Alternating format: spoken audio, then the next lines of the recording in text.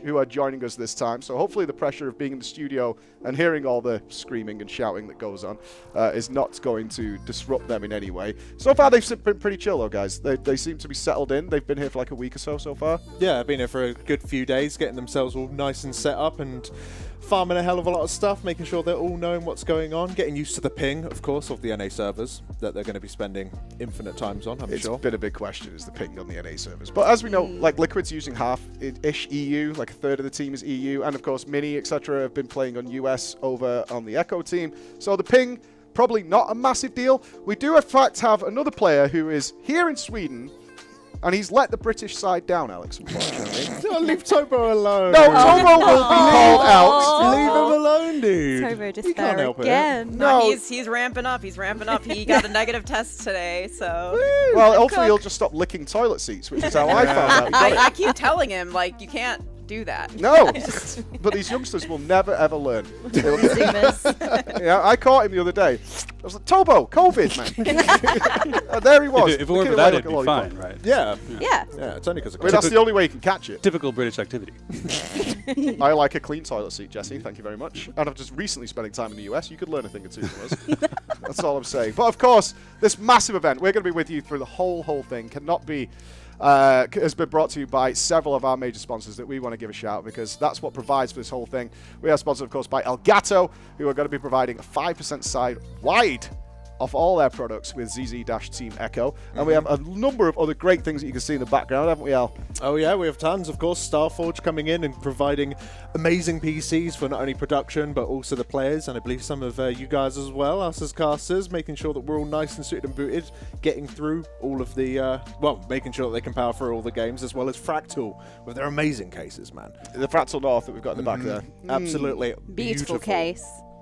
Fantastic, fantastic stuff. As well as ESA. Can't shout those guys out enough, the European Speedrun Assembly. So nice to us. They are so nice to us. They've done so much to get... this event would not be going on in its shape as it is now without those guys. So massive shout outs. They've got some awesome events that they have coming up that we're excited to tell you about as well. Yeah, and as you can see as well, look at the displays hanging up. We've got loads of displays around the venue, and they are doing up to 44% off 3 days early Black Friday sale. So make sure you get your fantastic displays. Of course, we have our new designs for this race as well, including the lovely signed There's ones. a lot of ducks. Lots of ducks, yeah. Do you like the duck ones? They're my fave. Yeah, and then in addition to that, we also have the Gains for Gamers, which we saw a little preview for.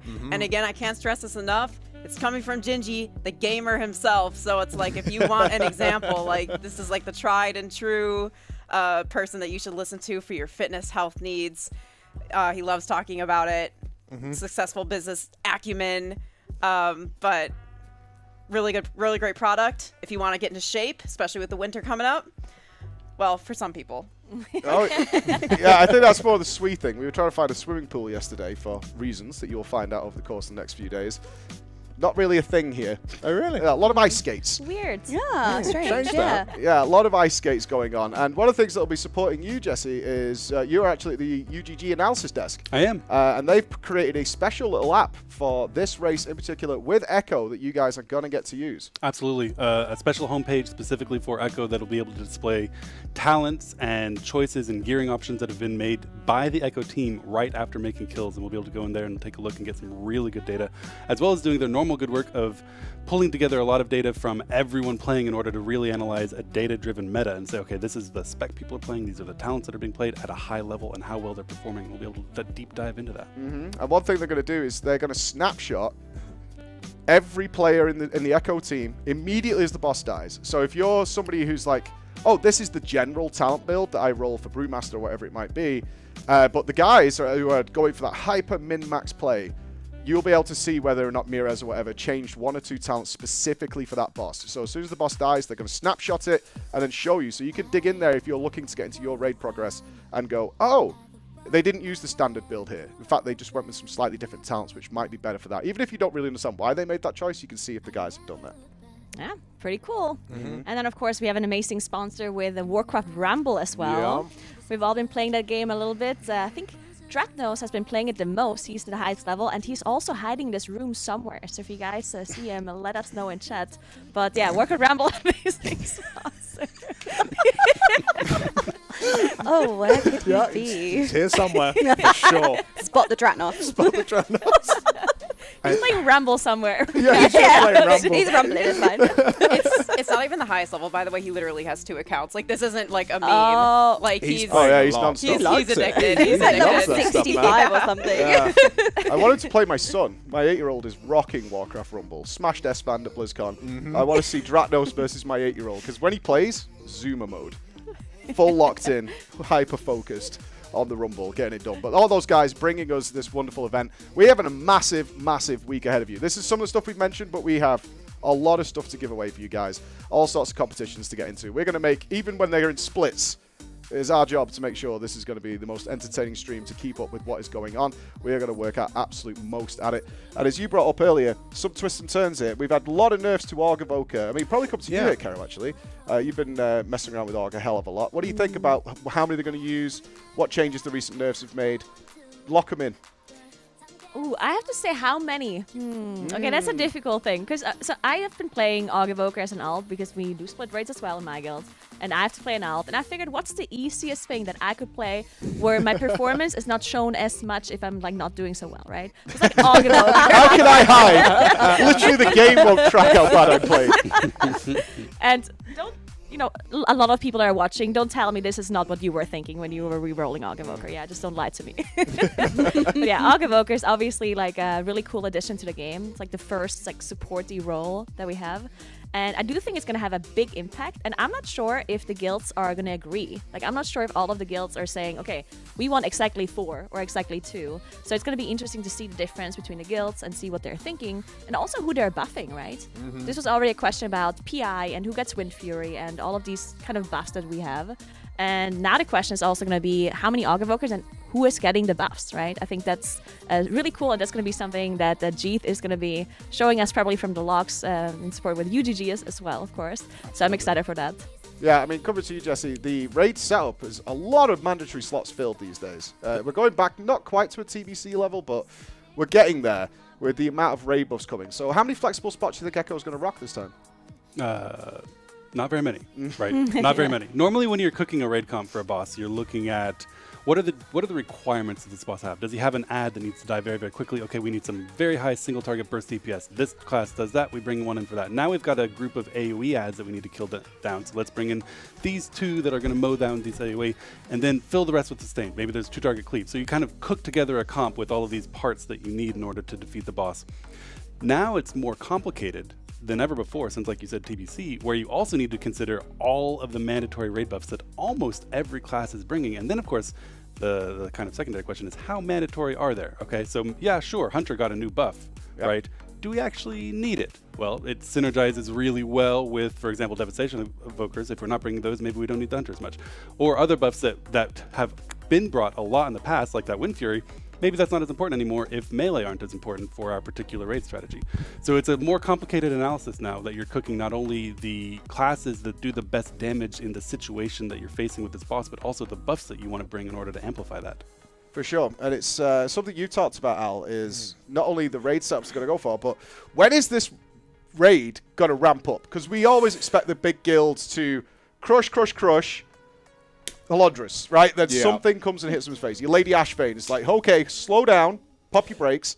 And you had some interesting thoughts, Al. In fact, yeah, like this tier is really, really weird, yeah. Because, like, mechanically speaking, it really does depend on not only just numbers tuning. Obviously, numbers tuning is always going to make things more difficult, but even just how much they kind of amplify things. So if you look at Laradar, which is the end of the Firewing boss, where you're basically fighting a big tree. Well, I think it's like a scenario style model, and you've got to clear the room of fire. How quickly that fire spreads, how much energy you're actually able to gain from the seat in order to do this flamethrower strat, because in the last phase that space really, really matters. So it's the tuning that's really going to make or break a lot of these fights, because there's so many particular bosses. Not only do they all look so good to play, like they look like they're going to be absolutely fantastic bosses, but if they're tuned well for the guilds, then you're going to see them spending a lot of time and min-maxing them. So things like Naimu is an example, which is a fight when initially was first tested, people were kind of like, eh.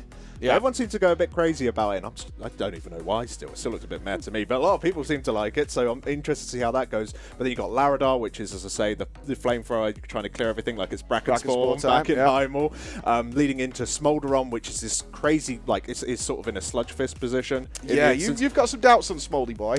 I've got high hopes for this boy. Like, the pace of it seems incredible. It seems so incredible, and there's a room, you've got to keep the room clear, like a space management element to it. If one person makes a mistake, it's so detrimental. So very similar to Sludge Fist in that sort of regard. Yeah. So what they could do, like, once again, the potential of these bosses are outstanding, and there's none of them that I look at and go, what a waste of time. Which is, you normally have that like once or twice a tier, right? Yeah. Yeah. I don't think that about a single boss in this game. So Oh, really? I love every single boss that they come out with. Like the Zakali Assault last time? Perfect. Beautiful. It was great. Had fun every second of that fight. Yeah. Yeah, I haven't wiped that on normal with a full main group. Oh, no. Jordan, your favourite boss that you're looking forward to? I'm actually really looking forward to the last boss, Farak. Farak. Because Are we calling it Farak? Can we get a round table? well, Farak. we have been discussing this, haven't Fyrak we? sounds good. You're lying. That's not the name Farak. you were coming with. You went full German on it Oh. yesterday. Farak. It was like I'm not saying that. Farak. With the R roll and everything. But I am really looking forward to it because the designer of the last boss is actually the same person who designed Halondrus, Shriekwing, and Painsmith. So clearly they said to him, right, we've had enough of you designing mid-tier walls. We're going to have you design the last boss this time. So I'm actually really excited for it. There are a couple of mechanics that look really interesting. Some of them are Halondrus-y with their bombs and not being able to get hit by anything. So I'm really excited to see the last boss. Yeah. What about you, Kirsten? What's looking spicy? I don't know. There's two separate answers to that one. So possibly for me, Fyrak as well. I have to say, like back in Abyss, I was worried about there being like no PTR testing final boss. That scared me. But Sarkareth, I think, is one of the best end bosses they've made. The tuning, I wish, was a little harder, but like design-wise, I thought was great. So Can we get rid of her? I liked it. I thought it was pretty good. I did have to hold back the rage, I must admit. Okay. I thought it was pretty good. Fair play. But I now have faith. I have faith in the blind bosses that we see, so I have high hopes for that. And I think I probably have like a. Are you upset Oh, for no. that? I think. I don't even think that's a hell of a take, but I could be wrong. No, some people love. That's So okay, I it's a believe boss. so obviously you were in the winning camp, winning. If you can call it that. But you obviously had the Sarkareth vibe. What was it like over in the other team?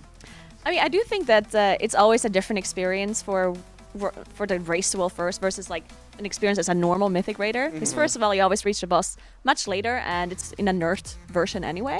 So for me personally, I did enjoy Sarkareth when I was progressing it. And for the race to world first, I do think it was a really fast boss, fast paced as well, which I think was interesting to watch. Just because it was really quick to see like the progression, and you could talk about a lot of the things that were going on, in my opinion at least. In comparison to something like Halondrus, who was really slow, and when that bomb exploded, they instantly wiped, and you didn't really see, you couldn't like comment on it really. So for a viewing experience, You could I curse think them. Sarkareth was a good boss. Most of the time for Londrus, you were just like, oh, they're doing really. Oh, never mind. Yeah, exactly. Yeah. Yeah, our highlights video of that is not good. Oh, they're doing great. Anyway, Then we'd have to sit on the floor because chats would say, we've caster cursed them. well, probably that's what Krista wants again. She wants that 3-week haul where we end up over like on the floor, Yeah. in despair every step of the way. But talking to the tuning then, so we kind of, I mean, for me, I hope that Smolderon is what we hope Smolderon is going to be, and it's got to go down to tuning. And we did get to talk to the raid designers while we were at BlizzCon, and they were like, yeah, but, the guys were a bit overgeared last tier. Across the world, that was Echo and Liquid and everyone else. And they've toned it back this time, Jesse, to try and get it right. And what do you think? Are they going to get the tuning right? Because Smolderon is going to be the thing. Otherwise, we're just left with 2 bosses. I don't expect the other 5 particularly to put up much of a fight this time.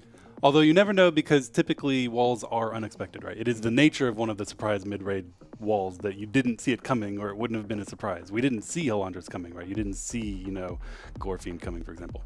But I do have fairly high hopes that the tuning will be better for a couple of reasons. First is that there is a little bit of a history with Blizzard that if X too much, then not X too much the next time, right? That a little bit of That pendulum overcompensating swing, yeah. every now and then. If one raid is too hard, then the next one might be a little bit too easy. And last time, I think it was fairly universally agreed that the raid was short and relatively easy, with some fairly non-memorable bosses, right? I think that means more likely this time we're going to have a more difficultly tuned raid. Not only that, like someone else said, it's the last raid of the expansion, which they tend to try to make more exciting as well. And the final thing, and maybe even the biggest factor here, is the item level gap, right? This is a huge item level gap, which could let them, if they wanted, increase the duration of progression. If you can gain more item level, then you can have a longer progression period over the course of which you get incrementally more item level to address those bosses. That massive item level gap means that you get upgrades not only from the normal heroic splits and go into normal just for tier, but you can get item level upgrades from normal this time around, which means not only more splits, which none of us like, but longer progression, potentially a second week of progression, because that gives another big item level bump. And maybe they're tuning it, saying, okay, we're giving you access to this increased item level. The amount you get week 1 won't be enough, requiring you to get a week 2 set of item level in order to be able to defeat the raid. It was interesting. I'm sure many of us had that conversation. Besides you, Al, who couldn't be bothered coming to BlizzCon. But in the discussions we had with, we're talking to Max, we're talking to Liquid, we're talking to Echo, it's like they think like 6 days. Echo obviously prefers a longer race to go that way, so like 10 days, which is what Blizzard is aiming for quite openly. They aim for like a 10-day race in terms of their tuning.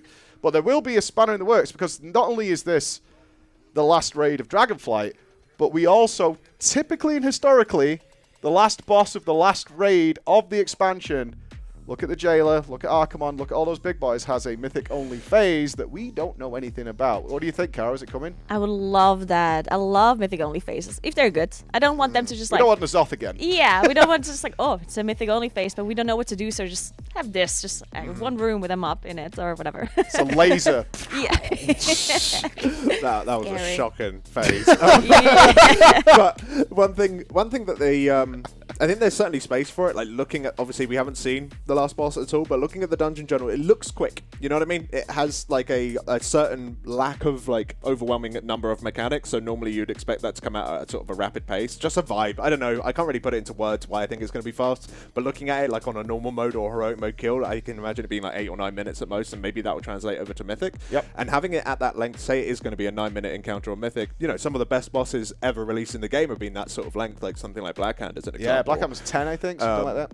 Yeah, so of course it could stay like that, but it certainly opens up room for like a little 2 or 3 minute long mythic only phase, because I think there has been on record that they don't want mega long fights anymore. I think it was said that if you're going to make a 16-minute fight, let's turn it into 2. So which makes me sad personally, but hey ho. So it's I don't think it will like be anything mega crazy, right? I don't think it will like span off into something like. Are you ruining everything, Alex? No, it's in like Heimel. It's in like in terms of the length. It won't be an epic duration. So we're not going to have Cho'Gall come out. Yeah, there's not going to be Cho'Gall after 18 minutes of fighting one fella or whatever it is. But hopefully there will be something really quite spicy, because I think there's certainly room for it. Oh. What is your most favorite mythic only phase?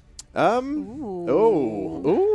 Archimon. Yeah. I liked Archimon a lot. Yeah. Can I Gul'dan, cheat? though? It's got to be Gul'dan, doesn't it? I think Right? that's just Gul'dan the was coolest nice, one. yeah. It was Like- so It's just cool. so special. Yeah. Thematically, yes, but it was difficult, and then you reached a point and it's like, and now the boss dies in 2 minutes, and there's no way you can screw it up. That was my only problem with it. But hey, ho. I want to cheat and say Sinestra, because we haven't had a mythic only boss in Ooh. ages. But True. Sinestra Yeah. is Sinestra not only was cool. mythic only, but God, what a good fight as well. Like, it was an Yeah. extraordinarily And good coming fight. back soon. Yes. That Yes. was True. With hashtag changes. But, Hopefully they don't change that fight. That fight was sick. yeah, that absolutely. was But it is my pleasure to officially welcome you, Kara, and give you a proper headset. Oh. This is going to be yours, and I will take your microphone and take us on a tour.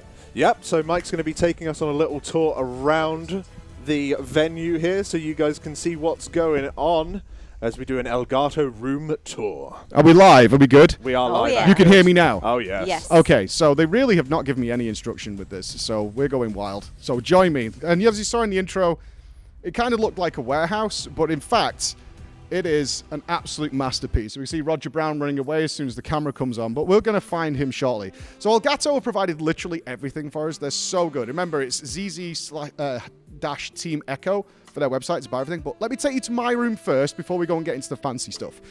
This is what Elgato has provided. Join me. The Quer, of course, in complete command of the place.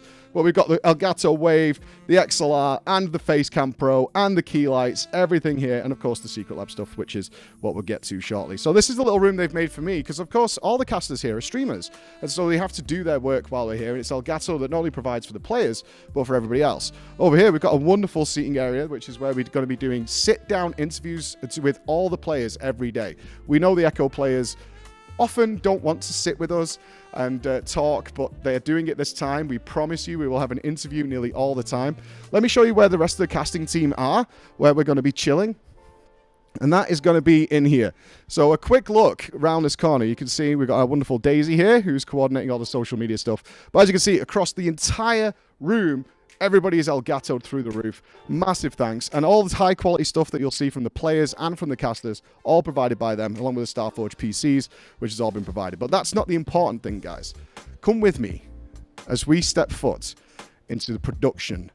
Now, this is where you will see all the things. They also have the only aircon unit, which is a kind of a scam. But here we are. Ladies and gentlemen, I would like to introduce you to the brains behind the Echo operation. If you two could just move. It's the Stream Deck. As you can see, the many, many Stream Deck and Stream Deck XLs, which actually operate this entire production from start to finish. It is RGB'd out the wazoo, and genuinely the brains behind the production. Mitch, Preheat, and you watched that amazing Echo trailer produced by him. Absolutely fabulous, and I mean, it's been watched so many times. Like, the trailer alone got more views than most people's like interesting videos on 10.2. So very proud of what Mitch did there. And of course, Sam, Big Cheese, both of these are head of production here, and Sam is the one who's been here for, you guys have been here for like nearly 3 weeks, putting stuff together, cabling this whole place up and making it ready. Thanks to ESA for providing this place. Anything to say about this? You guys can't function with this. In fact, I saw you tweeting out about we need bigger Stream Decks, because you're using how many? I think we've got like in total in the building, I think we have about 30 Stream Decks, and they're all being used. We're using 3 Stream Deck Pluses in here and three Stream Deck Pluses in your room. But what we would really love is just a bigger one. So we've been tweeting at the head of Elgato, and also Tom, our rep, is like amazing, and they're trying to cook something for us, but we'll just have to wait. But obviously, thank you to them for providing such amazing equipment that lets us just do this show. Couldn't do it without them. It's not a lie. They literally can't do it without them. Like some of the macros these guys have programmed into is so complex. They do like everything from the audio to all the video scenes. It's not a case of just running OBS, running here and making things work. It's all. I mean, there's a lot of flickering going on there, though. Okay, production appears to be on fire. Let's move on. Thank you, guys. Well, of course, none of this remotely is even possible without the people behind the keyboards who actually make this thing come true. So let me introduce you. Ali, do you want to get a nice wide shot of where the players are going to be? This is the arena. We've actually called it the council because they kind of sit in this monolithic circle like Camelot or something. And it's pretty extraordinary. But all the players are kitted out. And of course, we've got everybody's favorite streamer here, the shit stirrer himself, the king of the tweets, Mr. Gingy. Anything to say to the guys about this race? I just want to say that I hope everyone's going to enjoy this race. So first, I have a really good feeling about this one. Like, just from the testing, I think this is going to be one of the most insane Race to Worlds firsts to date. And I'm pretty excited to actually be able to play the raid on day one for the first time. So, yeah. We are, of course, going to North America. And if everybody's asking about the ping, Mike, what's your thoughts on that? Has it been fine for you guys? Yeah, I mean, I play a mage, so sometimes when I have double bloodlust, I can feel a little bit, but it's just, you kind of get the muscle memory a little bit once you get used to it, so I don't think it will be a massive problem. A little bit annoying, but you kind of get used to it a little bit. It also stopped that whining about global release. We're tired of the conversation, and Echo has taken the big step to put an end to that. But if Ali, do you want to join me as we walk around here? And as you can see, we should get back to the point, is all over the desk you're seeing Elgato equipment. There's no joke here about why we love Elgato. Is they provide all this stuff for the guys, all the mics to make them as comfortable as possible. I don't know if he wants to say hello, but this is his first Race to World first, so you signed up for this. So now you're here. Let me introduce you guys for the first time at the Race to World first, Mr. Velo, who we watched extensively, certainly during Razageth, with those crispy dream breaths that you were doing all over the place. Velo, what's it been like with the Race to World first? It's your first time? It's been good. Better than expected. A good facility, good hotel, good food, great people to be around, both casters and players. So far it's been actually way better than expected. And I have to ask, because we have had various players come down to Racewheel first, and some of them don't like it. It's too loud. Roger can see you, so when you screw up, he's like throwing chairs and all sorts of stuff. You know how aggressive he gets. Are you feeling that pressure, or basically you can also throw things back? You're aware of that? Yeah, pressure, not really. It's been quite a few races now. I joined in Shadowlands, so not really scared of sitting next to the officers or anything. But I think it's quite nice. You get a better connection to the people that you actually play with. So I think that's the biggest thing. It's why we all love the Race to World First. Is we become friends. That's the whole point, instead of just people on a voice comms. Thank you so much, fellow. Appreciate that. Now, of course, this race would not be anything if it wasn't for the enormous brain trust that's here, except Just Wait, who decided to get COVID on the way here. Absolute failure of a human being. So just forget about him as he's locked in a hotel room. But we do have, of course, the Greek miracle himself, the hunter god. Why are you going to North America, Roger? I heard the weather is better there, so yeah, we thought we'd go pay a visit and basically travel into the future, essentially. Yeah. So you're finally putting an end to the global release thing. But of course, this entire segment, and I should point out, is sponsored by Elgato. As one of the heads and owners of Echo, how important has Elgato been to putting on these events? Because you guys deal with all the stress. I just rock up and everything's just on my desk waiting for me. Can you let us know how good it is to work with those guys? I mean, honestly, half of everything you see in this whole venue, I think, is Elgato. We have the light, the stream deck, the XLR microphone, like everything is just Elgato, and I don't know how our setup would be without it. I mean, you can talk to Scribe as well, because he has to change all the POVs, and he definitely needs a stream deck. So yeah, I would say quite important. Well, as he's just brought up, thank you so much, Roger. We should talk to the boss, even though I can see him dreading me coming over there. He actually sat up for the first time in like 6 hours. Really putting that secret lab chair to the test. Mr. Scribe, the man in charge, the man behind everything. How are you feeling about this race? Obviously, we're coming off a loss last time, but now you seem double focused and ready to just burn the world, I think. I'm a bit more relaxed than usual, yeah. Usually it's like everything would be burning. Now it's like only half of it is burning. Yeah. Oh, that's superb. And of course, we're going to North America. Your decision? I don't know if this specific one was. I was pushing the idea of potentially going to an ANX expansion, but this was a surprise for me as well. I don't know how we came up with it, but yeah, I think it was a good one. Slight concern, Scripe wasn't aware of where the guild was going to raid on and which constant. So, you know, it's unfortunate that you find out now that the leadership isn't aware of which continent the players will play on, but thankfully the players are aware. And of course, everybody else all kitted out fully well Elgato stuff, and we do have mirrors and stuff, and we'll get to talk to them later. Don't worry about it. I just don't want to take up every player's time while we're doing this tour. But this is our studio. This is what we've got for ourselves. There is a little kitchen area, but no cameras there. But as you can see, throughout the week, we're going to have interviews with absolutely everybody, getting those opinions as quickly as humanly possible, and basically just having the best time we possibly can. While I'm here, though, even though we absolutely detest it, can we just take a shot of Grim there? This is Grim, who runs all the technical side of things, and this is the office he intentionally builds himself so that he never has to talk to a real human being. Yep. The last event, he actually put a curtain of boxes around himself so we couldn't find him. There he is in his natural habitat, staring intently at his screen. He doesn't even know we're here. He's not even bothering to watch the stream, which is really quite sad when you think about it, because he made all this happen. Jokes aside, that is the guy who makes all the internet work. It's really quite important. So let's go back to the bench, and I shouldn't call it the bench. Let's go back to the casters and get ready for the next part of the Race to World First. Let's go. And of course, now joining us, now that you guys have spotted him, it's Stradnos. Good morning. How are you doing? Oh, you know. Are you excited for this upcoming tier?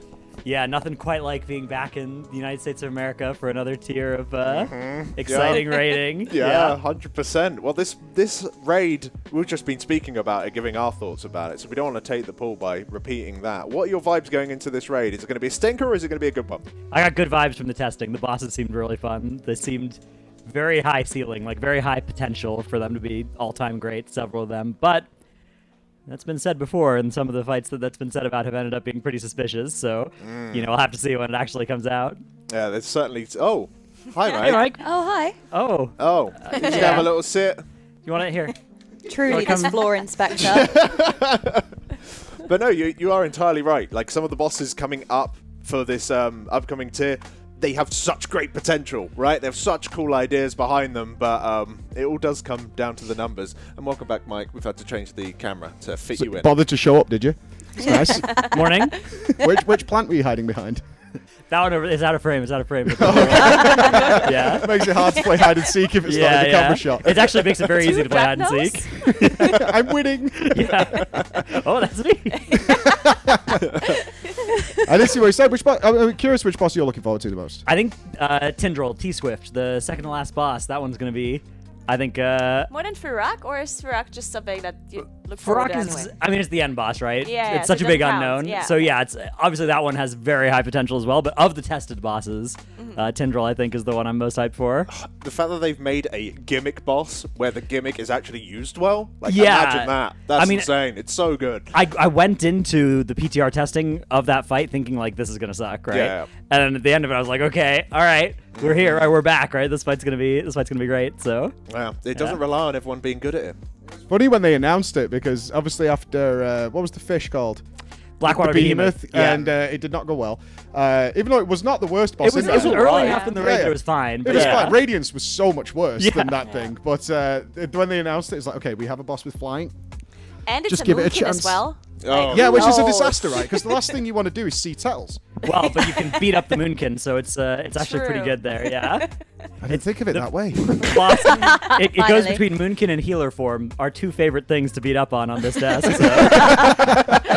It's gonna be a great fight. Wait, actually, if we look, we have 2 healers and a boomkin, so we're rising the proportion here. I don't like that. Oh, no. Yeah, Abuse we're on one switch it couch. around eventually. Oh, it's looking like an extraordinary raid. And the final raid, because it's all tied up. That's something that we weren't sure whether it was until Holly walked out. I mean, I can't express to you guys, for months, they were asking, like, is this the last raid? Because we didn't know. Like, nobody knew whether it was going to be another one, whether it was going to be fated again, or what it was going to be. And then literally at BlizzCon, Holly walked out and went, so we've got Amirdrassil coming up. It's the final raid. And all the raiders around that arena went, why is this such a big secret? But it's all tied up. 3 apiece in the last 6 races. We've got Liquid at 3, Echo at 3, and I know we have. We're generally unbiased here. What are the odds on it? What are you thinking? Genuinely.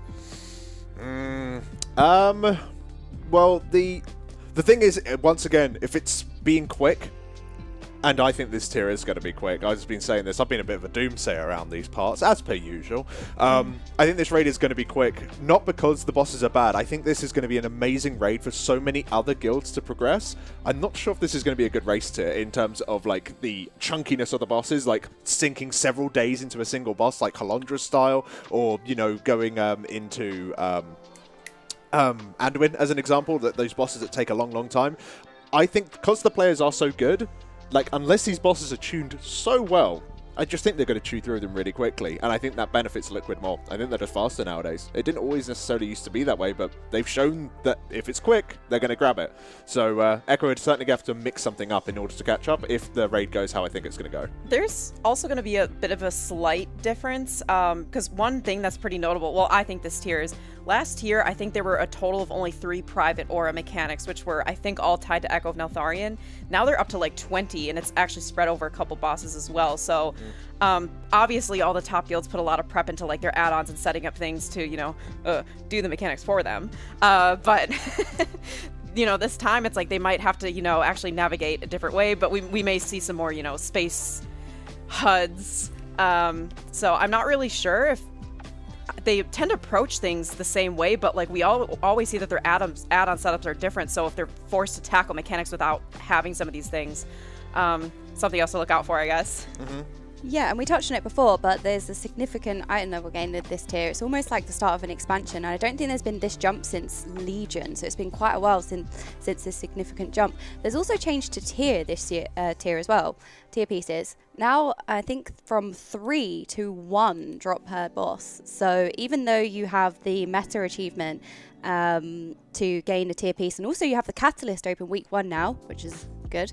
So you get the 2 set pretty early on, but it's going to be a challenge to gear a lot of those players. It's going to take quite some time to make sure that they have the 4 set as well. So I don't know what else going to say about splits. Yeah, I know, Dranos, you've covered this quite extensively on your YouTube channel of all the gearing changes and everything they've done. And so how do you think it's going to play out with the teams? So I think that 4-piece week 1 on all main characters is still a thing we should expect, but it will probably take more splits, and that's for a couple of reasons. The extra item level jump has a sort of double whammy effect where not only do you need more gear from Heroic and from the raid, right? You also can bring fewer helpers because the raid is harder relative to your current gear, right? If you're trying to bring helpers to the raid, you're going to have to, you're now an extra 13 item levels down compared to where we were in Aberrus. Aberrus was extremely easy to run with like 15 raiders, 15 helpers, 10 raiders, 20 helpers even we were seeing in some of the bosses. I think this time around that ratio is going to get worse, which means I think we're going to be in for more splits. That's my prediction right now. And on top of that, the item level jump also means that even normal tier pieces are going to be better than the mythic gold pieces, right? So yeah. It's and okay, so notably, LFR is also out. LFR is going to be coming out week 1 here, and it's got 2 tier bosses in it. It's got Ejira and Tindral, or Tildron rather. If we do LFR splits, I'm going to I'm bed. just saying, my guild has done LFR Sick splits again. for like 3 of the past 4 tiers, but it's not been something that's made it into the Race to World first because it hasn't been necessary. This time around, I suspect that of the 20 people in the raid, maybe 2 of them will need to go to LFR to pick up their last piece of tier or something, and that will be funny. I think there was actually a little bit of that last time as well, is that they went in with 1 run because they need to get 1 person, 1 specific thing, but yeah. Yeah, there was the ball from the ball trinket and the I think you're right. the Whispering Incarnate Icon trinket, both of which were you would sometimes just go and put those on a healer from LFR version and then buff the rest of the raid that had the good trinkets. 100%. We all know LFR is the most Cringe. challenging difficulty anyway, so it'll be interesting. Yeah. Needless to say, we'll be earning our money this time. I mean, I could be wrong. I hope I'm wrong. I think we're going to see a lot of splits. I don't know anything. I've looked at WoW Progress. I've seen the amount of characters go up for both Liquid and Echo, but it's unclear how those will be used or if they'll be used. So, could be wrong, but that's my guess. I think you're right. Yeah. It's almost certain they'll have more splits, especially considering they're going to see more normal splits than we typically do. In the past, almost every single tier, the guild with the highest item level wins the final boss, and that's what you get from splits. The only potential fly in the ointment is if what Alex is saying is true, and this is going to be a fast-paced tier, then you do have to do that calculus with, since Mythic is available, do you want to spend an extra 5 hours getting an additional half item level, or do you want to spend that extra 5 hours getting the boss dead? Because the gap last time wasn't very large, right? And there's an argument to be made that maybe that extra 0.1 item level isn't worth extra progression time. Interesting, because the lessons learned every race. One thing that's been really interesting since the race world first sort of kicked off in 2016 is that every race, but all these guilds learn something new. And yeah, maybe they always reflect and they have these meetings afterwards. It's like, okay, certainly Echo came second last time. It's like, did we do something wrong somewhere? Should we have done this? Should we have gone to Sarkareth earlier? Should we have spent more time? Did we play it correctly and it just didn't work in our favor due to time differences or whatever? And now, of course, trying in NA. And you talked about helpers earlier. Are we going to divide the US? Not again.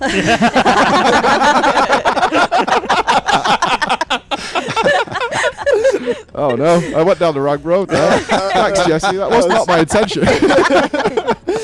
Interesting use of the words there, Mike. Do not put that on me. That's not where I was going. Well, let's hope not. I'm sure there'll be enough helpers to go around, and I'm sure the EU boys can still help out in some way, shape, or form. Just like you guys at home, of course, can help us out, because we, during all of these heavy amount of splits, have lots of fun things lined up to you as forms of donation goals and incentives that we do have, of course, for Rise Above the Disorder, an amazing charity that we've been working with for the longest time now. Raised, I think, over $177,000 thanks to your guys' help up to this point. And you can see the amazing... Oh, Alex Ross, I don't like the sound of that. But amazing charity goals that we have, as well as lots of other small things that are lined up here and there. So do stay tuned. If you can donate them, please do. It really helps out, and it'll be awesome if we can turn that 177 into a flat 200,000 by the end of this event. And if you guys can make that happen, that'll be awesome. I don't like that the gauntlet's in red. It's very menacing, isn't Yeah, it? that's a little much. But we are already there with 285 in, and of course we want to unjail the touchdown because we know the Echo audience particularly wants to get sussy and get sussy as fast as humanly possible. So I haven't been part of some of these like goals, and I've heard some unhinged things. So I'm a little bit worried about these. Oh, you should be. Yeah, you should be, yeah. Oh yeah. Yep, Oh, yep, yeah. yep. They abuse the casters for the goals. Oh no. Yeah. Do you like beans? Baked beans. I do not. Nobody likes baked beans. No. I do. No, she doesn't. Oh. They're denied. Apparently Jesse knows better than you do. It's great loads of cheese in it. It's great. If you have Cheesy to, beans? if Yeah, you have to cheesy add beans. cheese to it, it means it isn't good. Cheese is just good enough on its own. You can put it on shoe leather and it makes it good. We've already had an argument about microwave cereal. Yeah, Okay, like, we're stopping. we had some No, we weird can't food stop. discussions. Like Jesse earlier said he doesn't like bread. Of course. Doesn't like Oh, bread, universally. Bread is the boring thing that you use to eat something that you're not going to eat with a fork. I ate bread by itself yesterday. How was it? It was good. I like bread. Is it just like plain white bread? Yeah, there's bread in the kitchen. I took some slices. Toast bread? You know the part that no, there wasn't a toaster, and I but- googled it. You can't microwave bread; it just goes stale. It doesn't get toasted. Microwave toast? I googled it before I did it. Why? There's a toaster. There's a toaster. Yeah. I didn't see it. Yeah, it's designed to toast the bread. It was impossible to see. It was camouflaged. Okay. It's impossible. There's no human way, and I There could was have just seen no, it. there was no way I could be expected to notice that it was there. I actually Anyways, have no idea if there's a toaster on it. I don't know. the other thing I like the the heel of bread. I don't know why people don't eat that, but I like that part of the bread. The bit at the end. That's Crust. Someone has Yeah, to like That it. is good for soup. That's good. Just to, again, I just ate it. Okay. Both Yeah. sides. Well, I couldn't get to the far one. It was Oh. a really long loaf of bread. Took the whole loaf out Yeah. just to get to the other sides all over the You floor. really like it.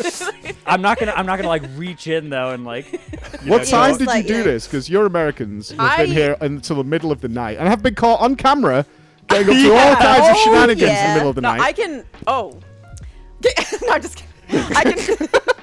I can tell you this actually happened. It was like 3 a.m. or something because he walks in and I like see bread at the side of my eye. I was like, ooh, is that some toast? And then he's like, nah, just bread. I said there was no toaster as well, which Yeah, and then we I guess is started wrong. talking about That's it. great I was like- news. It's great news. There's a toaster here. That's, I'm that's also really big. glad you're still all committed to this bit that we're actually in Europe when we're in fact in America. Yeah. Yeah. Yeah. Yeah. Specifically, job. apparently. Yeah. An undisclosed location. Yeah. Minnesota. Top What's secret. Minnesota like? I'm coming to you, Jesse. How would I know? It's really far away. I The live on a, Americans have been to our Minnesota. country is a whole continent. It's not these teeny tiny little itty bitty Oh, yeah. bits that you guys here call we go. countries. It's not Yeah, far on okay, that. I think okay. it's fine. All right, split in So two many again. Americans on this couch. You see what we deal with? Yeah, no, it's crazy. All the time. You know what? Krista had me buy 3 kilos of cheese doodles yesterday because it was so important to her diet. I came back with like a Santa sack of cheese doodles. But did she ask for kilos? Because we'll have to revoke her American card. No, I asked for Cheez-Its, and then he said, or I think he said, is there like something close to it? And then me and Jared looked at each other, we're like, no, there's nothing like Cheez-Its. Was I close? Not at all. They're closer to Cheetos. They're kind of like Cheetos, but just cheesy. Oh man. You can see the players very obviously getting incredibly prepared right now. How are they on the NA servers yet? I thought those were down right now. They're good at the point. moment they're sitting on their EU characters just okay. to As a- that they can like paying homage to the time that they spent with them. A before. fond farewell to You're Europe. going to see them all actually in a moment, and we'll have a good multi-view for this as they all mass delete their characters. Oh, Yeah. is Wait. this? What is I was going this? to say, all the guilds are at 9 out Oh. of 9. Okay, do you guys know what's going on here? No, what? And that's the end of the race. So- Tell me. It was a quick tier, yeah. this is the blue Dragonflight storyline that was introduced in one of the mid patches. And the cool thing about this is that it gives the current Drake's Crests if you haven't done it, and they don't count against the seasonal cap. So if you want to get a couple extra Drake's Crests, you can go and do this. You pick up this quest from Calicos up on top of Beldraken, and yeah, that's what he's doing right now. This is going to give him a couple of extra Drake's Crests. Well, yeah. The thing is, everyone has cleared it because we was talking about bread for too long. That's the main problem. Well, Zalia, of course, probably working hard on his renown level, as he was rolled back this morning. Oh no, Yeah. Zayla, what are we Yeah. doing here? Everyone else is going back to bed. Can someone just give us like an overview? Because I'm sure there's some other people in chat. What was the thing that they were doing that they weren't So, supposed to exactly? Yeah, I did the research on it this morning. You could do it legit, which is you could just go around and farm the seeds. And most you of could- Echo did. Yeah, only 2 players from Echo got rolled back, as far as we know. It was Salted and Zalia. And I think THD and Fired Up are fine over in Team Liquid. I'm not sure about anyone else. Yeah, there were several people over on Liquid that got rolled back as well. 2 people on Echo, 0 people on Method. So Oh, yeah, that's because they just didn't bother farming renown. That's Sad. So what's this benefit that you even get from getting this renown? Perma Augment Rune, you got a Heroic Crest. The Enchanted Heroic Crest is the big one, yeah, which especially for your alts is effectively a free Heroic crafted piece that 476 would upgrade one of your weakest pieces of gear, or a weapon or body armor or something that's high stat budget. And so a pretty big power spike for mostly just for the Race to World First for the alts, because for main characters, if you're going to get access to the Aspect Crests, it's not that much better to have a free Enchanted Worms Crest versus just crafting an Enchanted Aspect Crest. It's a little better, but it's not a lot better. Understood. For the alts, it's a lot better. Yeah, you do have to mention that you couldn't just... Because when it comes to crafted items, you're held back by the sparks, not by the crest necessarily. So having this extra Heroic Crest just allows you to not have to farm the Worm Crest or the Aspect Crest. Right, which is huge if you've got 12 characters, right? Yeah, for characters. and it allows you to use the Aspect Crest or the Worm Crest for other upgrades, right? So it's not necessarily that big of an upgrade, but for alts, as you said, it's nice because you don't have to spend the extra time getting those crests on those characters. Felt particularly bad because when we got here, I was like, why didn't you come to BlizzCon, Zalia? And you know what his answer was? I had to farm renown on 6 characters. Wah, wah, wah. Unlucky. It's like, I couldn't go. I had to do 6 priests. And I'm like, yeah, now you got rolled back. Unlucky. Everyone else is sat there who went to BlizzCon like, easy. But yeah, the exploit, I believe, is you could click the flower, then not loot the chest. Then you wait for the flower to respawn in the same place, and then you got like infinite chests or something like that. You could just spam. Yeah, it was a multi-person operation that you would get going to make it work. There was another exploit as well where you could get to renown like 9.5 on your character, and you had another character already at renown 10, which boosted your renown gains across your account up until renown 10. So you'd get to like 9.5, you'd have a bunch of the tokens in your inventory, and you would macro them all together and just spam that macro and use them all before the server figured out that you were over renown 10 and took away your boost. Ooh, I didn't hear about that one. That was really good tech. I think a lot of the rollbacks are people who did that as well. But yeah, that was a nice one. They fixed that as well. So now they're all on the GCD, so you can't get in one server tick, all of them anymore. I bet that looks so funny on their server logs. It's like in the space of a second, there's like so many items. Dude, imagine being a Blizzard developer, right? And you're just looking at these guilds and you're like, how are you renowned 20? And then you start digging into the logs and you're like, what? I'm sure someone was streaming it probably too. Yeah, well, so there's some streams where like the screen goes suspiciously dark for a bit, like you just see their webcam for a bit, and then comes back in. It's like, yeah, I made it to renown 20, guys. And then everybody's like, all right, what happened here? How did this happen? Some other things as well, right? Like there were some things with the faction changing back and forth. Yes, so this wasn't really even an exploit, but I would put this more in the clever use of game mechanics. A lot of Echo did this and didn't get rolled back. Yeah. There's obviously the human reputation buff, which is good. There was a Hollow's End reputation buff, which you could earn on both factions as a separate buff. Now, the Horde one was on the same like ID as the Darkmoon Fair buff, so those were mutually exclusive.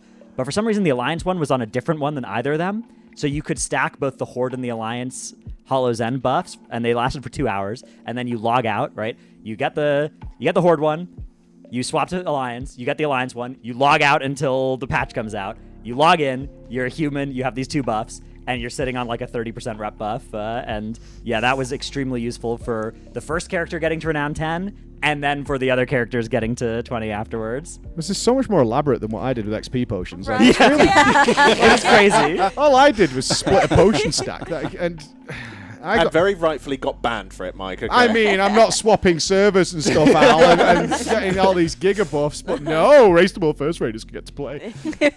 They got rolled back. Some of them. There's one more cool thing that I think that also did not get rolled back, because if you're human, you get 10% more experience, right? Yeah. And if you queue up to LFR Opulence, yes, then your character turns into the opposite faction. Oh my god. And if you were an undead, it would turn you into a human, and you actually gained that passive buff that right. humans It's- have. You're right, So yeah. you could then use your tokens while being in that LFR opulence. It's Which is pretty cool. undead orcs and blood elves turn into humans in there. So Exactly, you could a lot of horde players could have gotten alliance for this, And and you some can still, did. some people maybe are still able to do that. I heard they fixed that as well, but they fixed I it, could oh. be I could be lying. Well, they should Okay. keep that. That's funny, at Yeah, least. that's Going into interesting. LFR opulence of all things. I do think it is. It's that again. I feel like you're literally just you're turning into a human as part of the mechanic. You're getting the human racial. You're using the human Yeah. racial. Yeah, no. Where's the crime? Where's the crime? Judge Jesse, your thoughts on this? I think the crime is in not faction changing and paying a fee. I see. Okay, I I'm see. gonna be the nice guy here and say that the good thing about this that they're fixing is that people don't feel like they have to do this, right? Like if I'm a casual player and I'm like, I feel bad that I didn't do the LFR thing, and in hindsight I figure it out. It's like probably these things, these like really specific things, should probably be fixed for the casual player base, so they don't have to feel like I have to research for an hour before clicking an item in my inventory. I ride on that idea, just thinking like, oh, they're gonna fix it, so I shouldn't have to put an effort right now. I ride on that. Yeah, I do think that if you're listening to this and you're thinking like, oh man, I'm so far behind because I didn't do this, there's two reasons you shouldn't think that. First of all, you can just get to renown, to high renown over these next couple of weeks with the campaign quests, with all those big rep hits. The Race to World First players can't do that because they can't spend 2 hours doing renown quests that could be spent in the raid or doing M+, right? The rest of us can. We have time where we're not raiding, where we can go and do that kind of stuff, right? And the second thing is what they're doing this for. It's not even the Augment Rune, it's mostly that Enchanted Worm's Crest, but for regular players, like getting one of those on week 1 versus getting it halfway through week 1, which you might be able to from like a quest, probably from the campaign, or getting it on week 2, like that's not a big deal for anybody except for the Race to World First players. So it is both an exploit thing that happened only that mattered in the Race to World First, but also the rep grind only really mattered for the Race to World First as well. So unlike some previous ones like the AP grinds, this one isn't one where you need to be looking at what the Race to World First are doing and being like, should I be going and doing islands? Like this one's just like, no, you're good. We're fine. It's okay. You don't need to be renowned anything with the Dream Wardens right now, unless you like some cool mounts. There's some cool mounts on that track. I think the main point is it's not going to affect the race. Yeah. Yeah. It could do something in like the second week with alt swapping and things like that, but overall it shouldn't be a thing. So the people that got rolled back are going to have weaker alts during splits, and that could matter, but it isn't going to affect like main character power level very much at all. Yeah.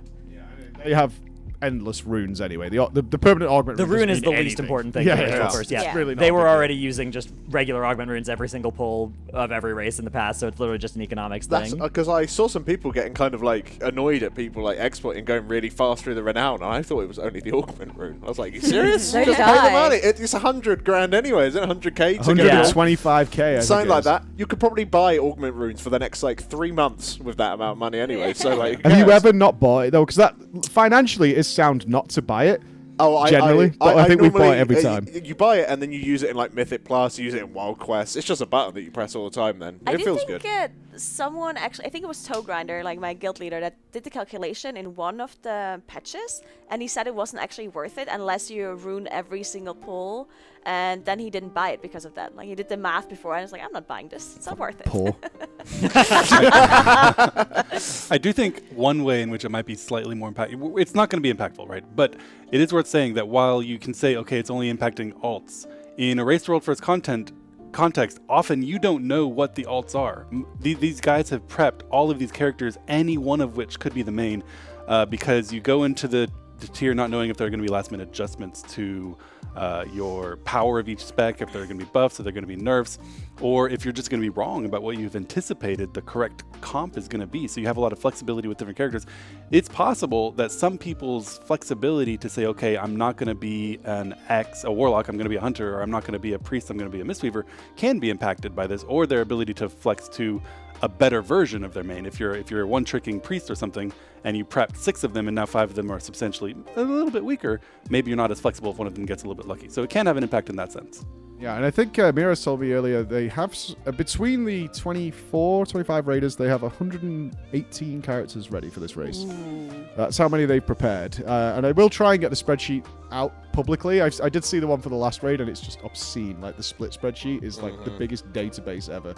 It looks like a car insurance document of every character and what they're going to do. But the Echo team, like I said earlier, people like Zalia have 6 priests. That they prepared, because Jesse, you've been a victim of this on a few occasions. Is you used to do like 4 or 5 paladins, whichever one gets lucky. That's the one I go with. And we had some runs where they just didn't get anything, like even across all those characters. Back in the era of full personal loot, this was a way to pull the slot machine more often and luck into that trinket or that weapon that was going to make a character substantially stronger than the others. That's not as much a thing anymore. Which is why you see people pulling back from that and actually having more variety in their ult in order to address different comp needs. But if you know for sure we're going to use a Discipline Priest, right? We're going to use a Holy Paladin, then it is still good to have someone that says, okay, I'm going to commit to that, and we'll see whichever one gets a little bit luckier than the others. Because while there may not be personal luck involved as much, there's still drop luck involved. Talking about comps this time around. So we talked about the orgs earlier on. But everyone seems pretty set on the characters we expect them to see. Like you said, usually there's ult flexibility. And in fact, we've seen Echo move to making sure every player in the team can multi-class. Oh, yeah. Right? Even though, Zalia, we expect him to be a priest, but Zalia can multi-class with the best of them. I think it's now a full requirement of the guild is that you're able to multi-class in some interesting ways.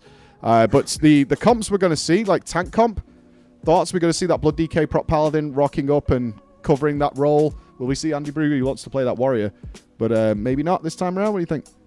Yeah, I think DK looks really, really solid. The Blood DK as well, you bring a more powerful AMZ, or AMZ as they call it, back over in Europe where we're not anymore. But this is very confusing. It's more powerful on Blood than it is on DPS DKs, so I think the Blood DK is pretty likely to be played.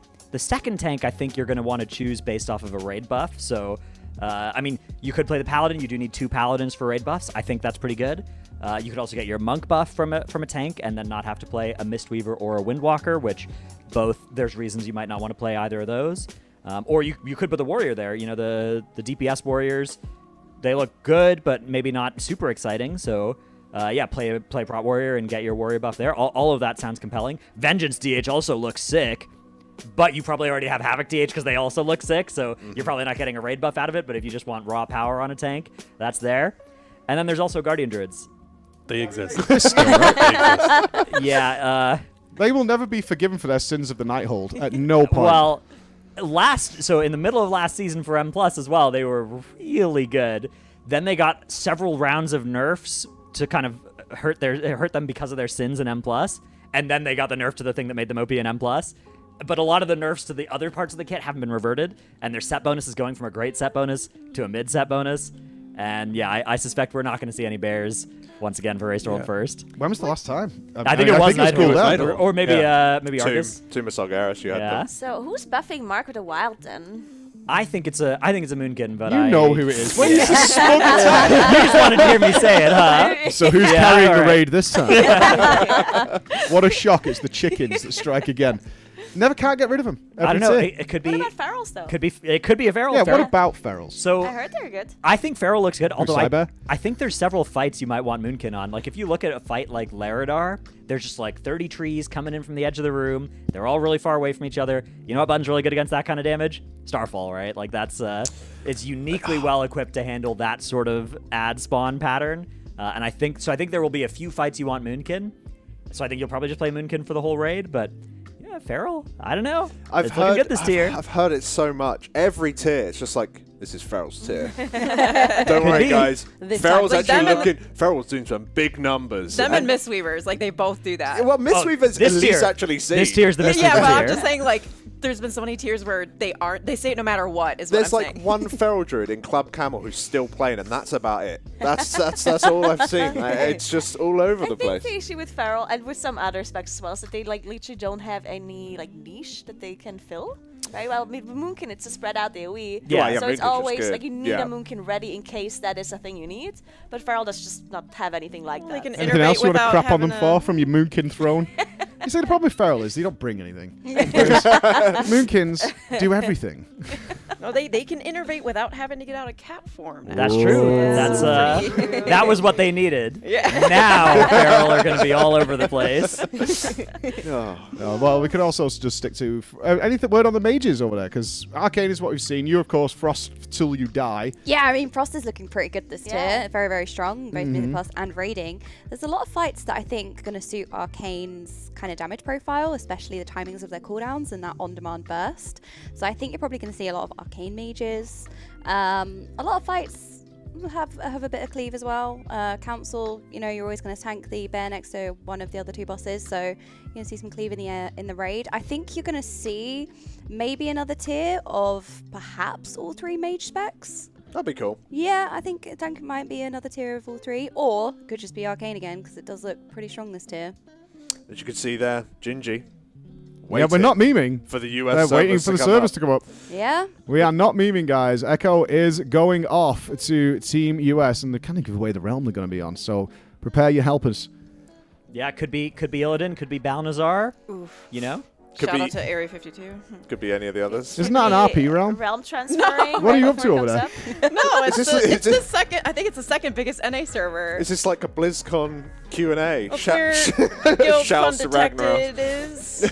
Great guild. Second biggest today. What's like 60 people, 70? No, I actually don't know. It's like I want to go on a limb and say like 60,000. Oh, my wow. God. This is really good. Oh, he's playing, what's Hearthstone that? Battlegrounds. Who's the hero, though? I can't remember his name.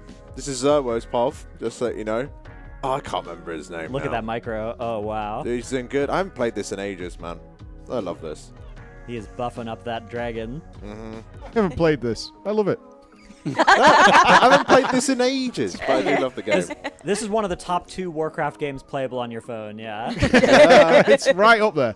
Right, it's a close second, I'd say. Yeah. Saying that, though, we weren't memeing earlier when you weren't here. Your Warcraft Rumble, which if you use our QR code, you can get the game and get some stuff. But you've been rumbling hardcore. Oh, yeah.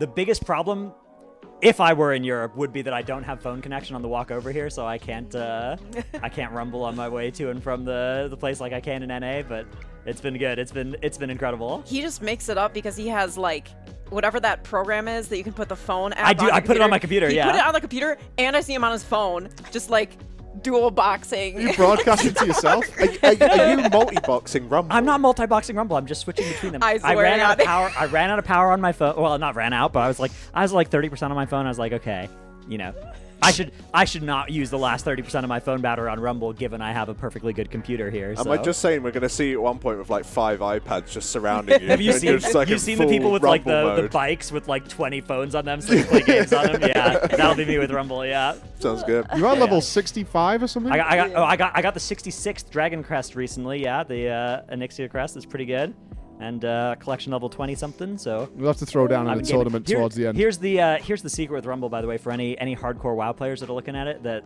are not sure if you want to play. You can buy Rumble Gold with your BNet balance through the BNet store. You can't buy there are a lot of the bundles and stuff you can only buy through the app, but the gold you can get through the BNet store using your BNet balance. So, if you got some extra WoW Gold, convert that to WoW tokens, convert that to BNet balance, convert that to Rumble Gold, and then you're gaming. You just described everything Ian said was going away next expansion. No. It's like sending Torghast resources around. It's really good.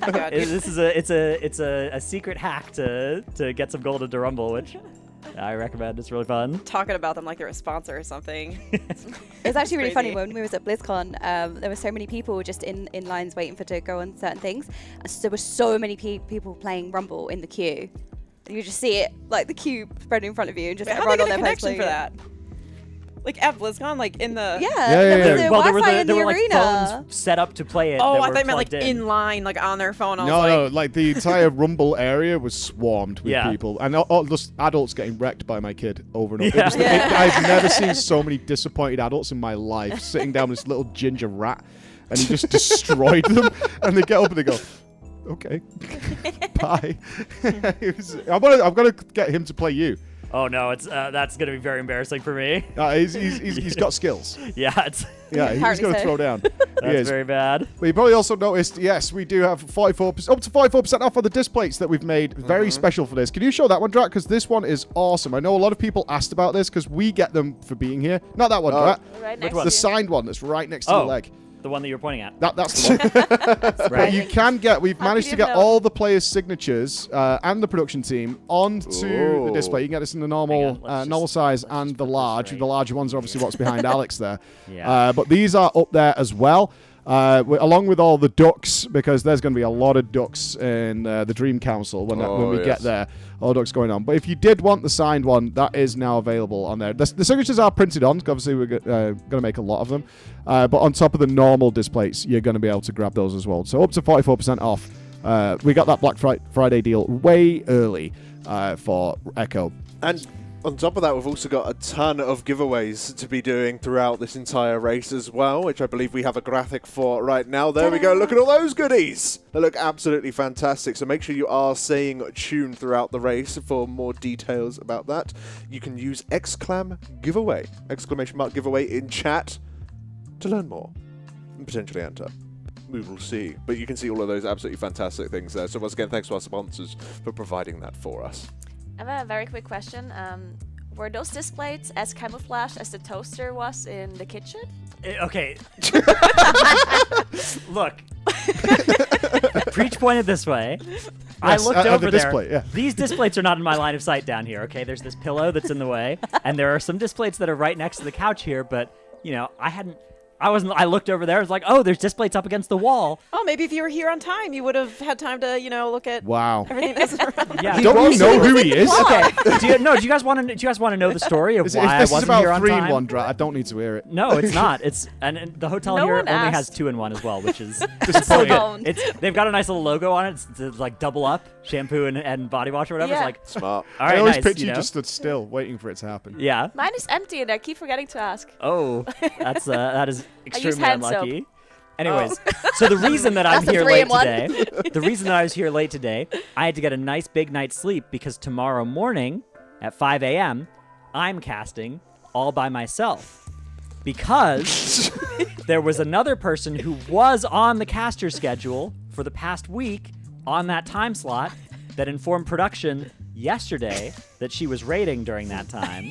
I wonder who that was. But Or you've been here 5 minutes. You've ruined Dratnos. so anyways, I had to get a big night's sleep before my big day. Yeah. Well, someone has to go in and clear the bosses and give Echo some logs so that they know what they're doing. Someone, not saying. It's a mystery. Could be anyone. I feel like that was a display look. Sussy Drat. Trying to figure out what's going on. Well, maybe we should go to a break for a quick second as we are waiting for the US servers to come up. For sure. This is weird. I don't like being at the mercy of the US servers because we usually watch them have the clown fiesta that is the patch launch. Yeah. And it's all messed up. And then Well from done. the EU, we sit here on our thrones and go, as we await the servers to come up. But we are, as we've shown you, waiting for the US servers to come up. Echo will be raiding in the US today. So don't go away. We'll be right back with you guys.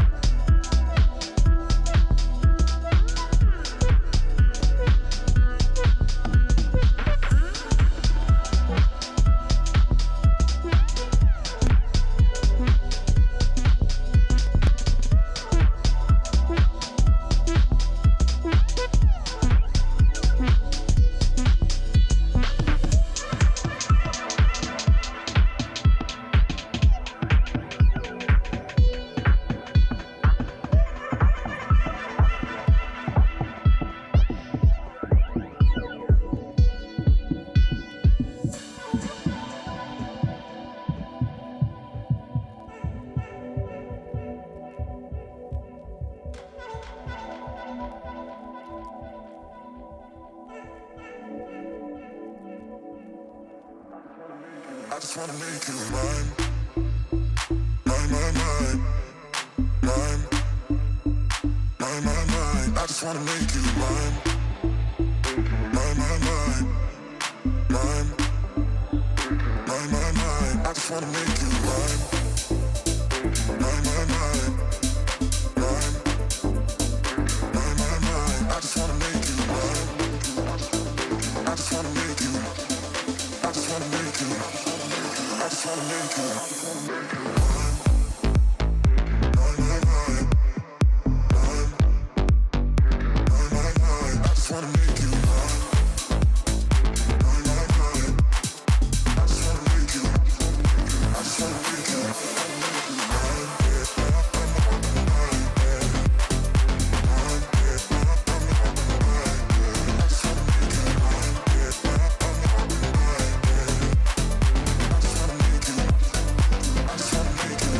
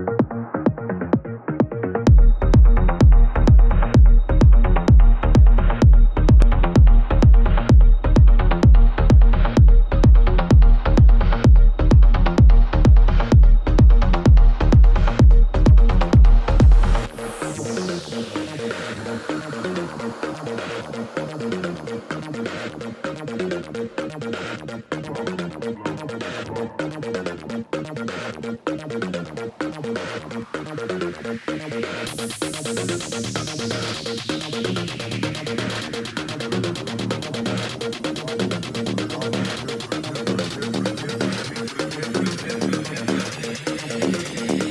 Here for the gossip.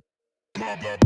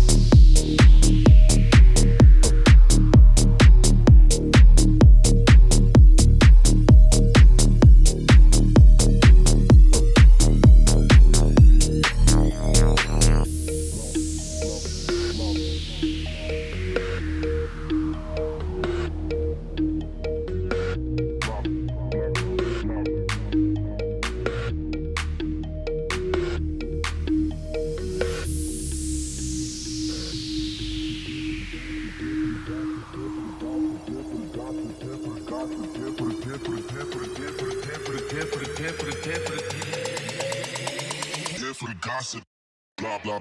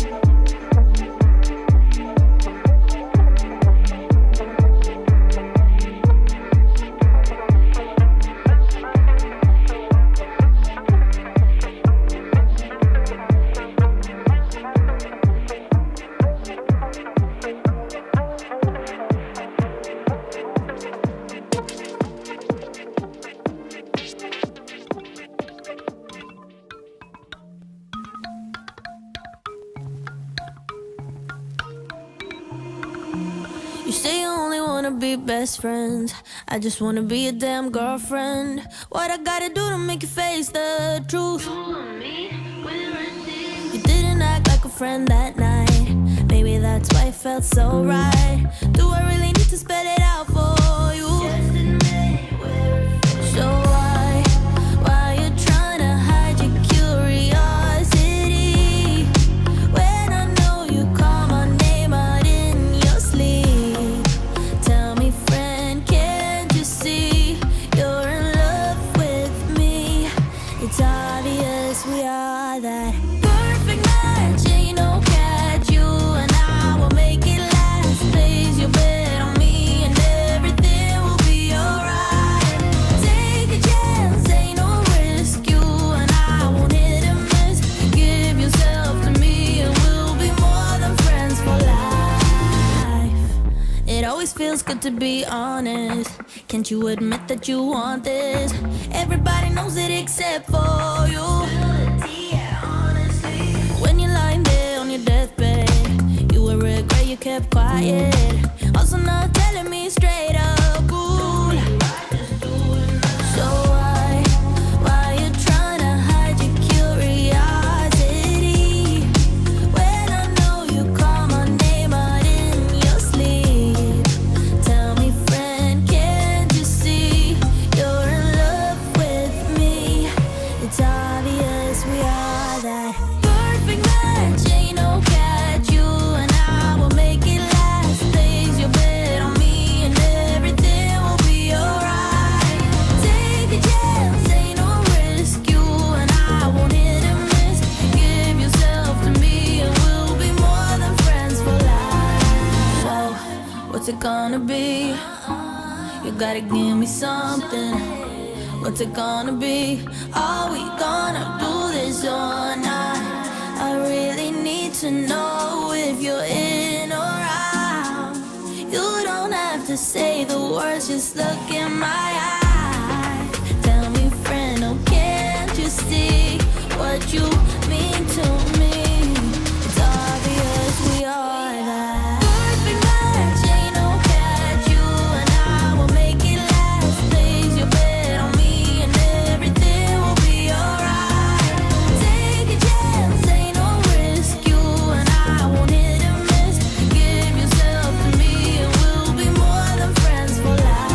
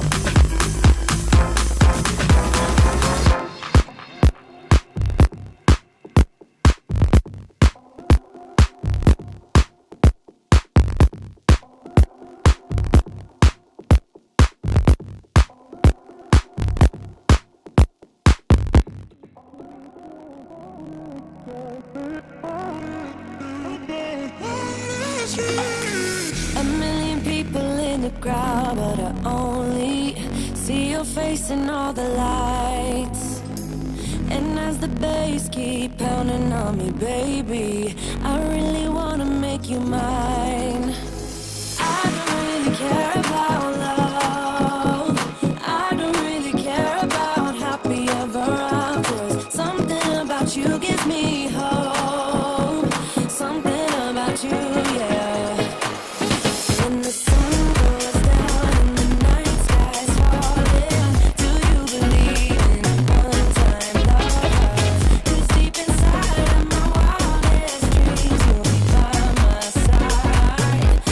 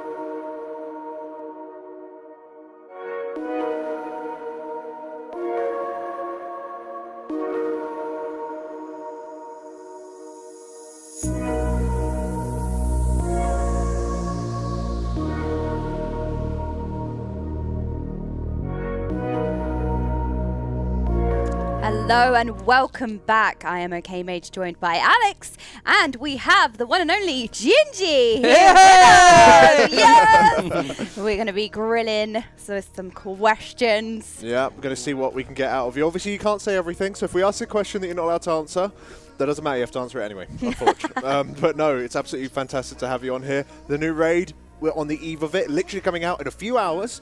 What's the vibe, dude? How you feeling? I mean, we're hyped, right? Yeah. Like, we've always... The standard has always been like, we're sitting there off stream watching like the American guilds go at it, and we're just sitting there waiting to play the game. So it's a different feeling just to be able to just like jump on immediately and then like play the game like play the raid as soon as it comes out. So the whole team is pretty hyped. We're just waiting for the servers to go live. Yeah, no, of course, those servers coming up, well, hopefully scheduled within like a couple hours at most. Obviously, sometimes it's up a bit earlier, sometimes a bit later. So we'll have to see all about that. But talking about it, we're going to leave this for a little bit, but talking about it, what are your plans on NA then, mister? What's all this NA shenanigans going on? I mean, we're going for the world's first Firak kill, okay? Yep. So if you're excited to see the Firak, the big dragon that we have been... we're all like trying to slay this time around for the first time, then it's the Echo channel you're gonna watch, and of course like see that hype cinematic for the first time. But just to be clear, we're going for it on normal mode, right? We're rushing straight there. The difficulty is irrelevant. To be determined.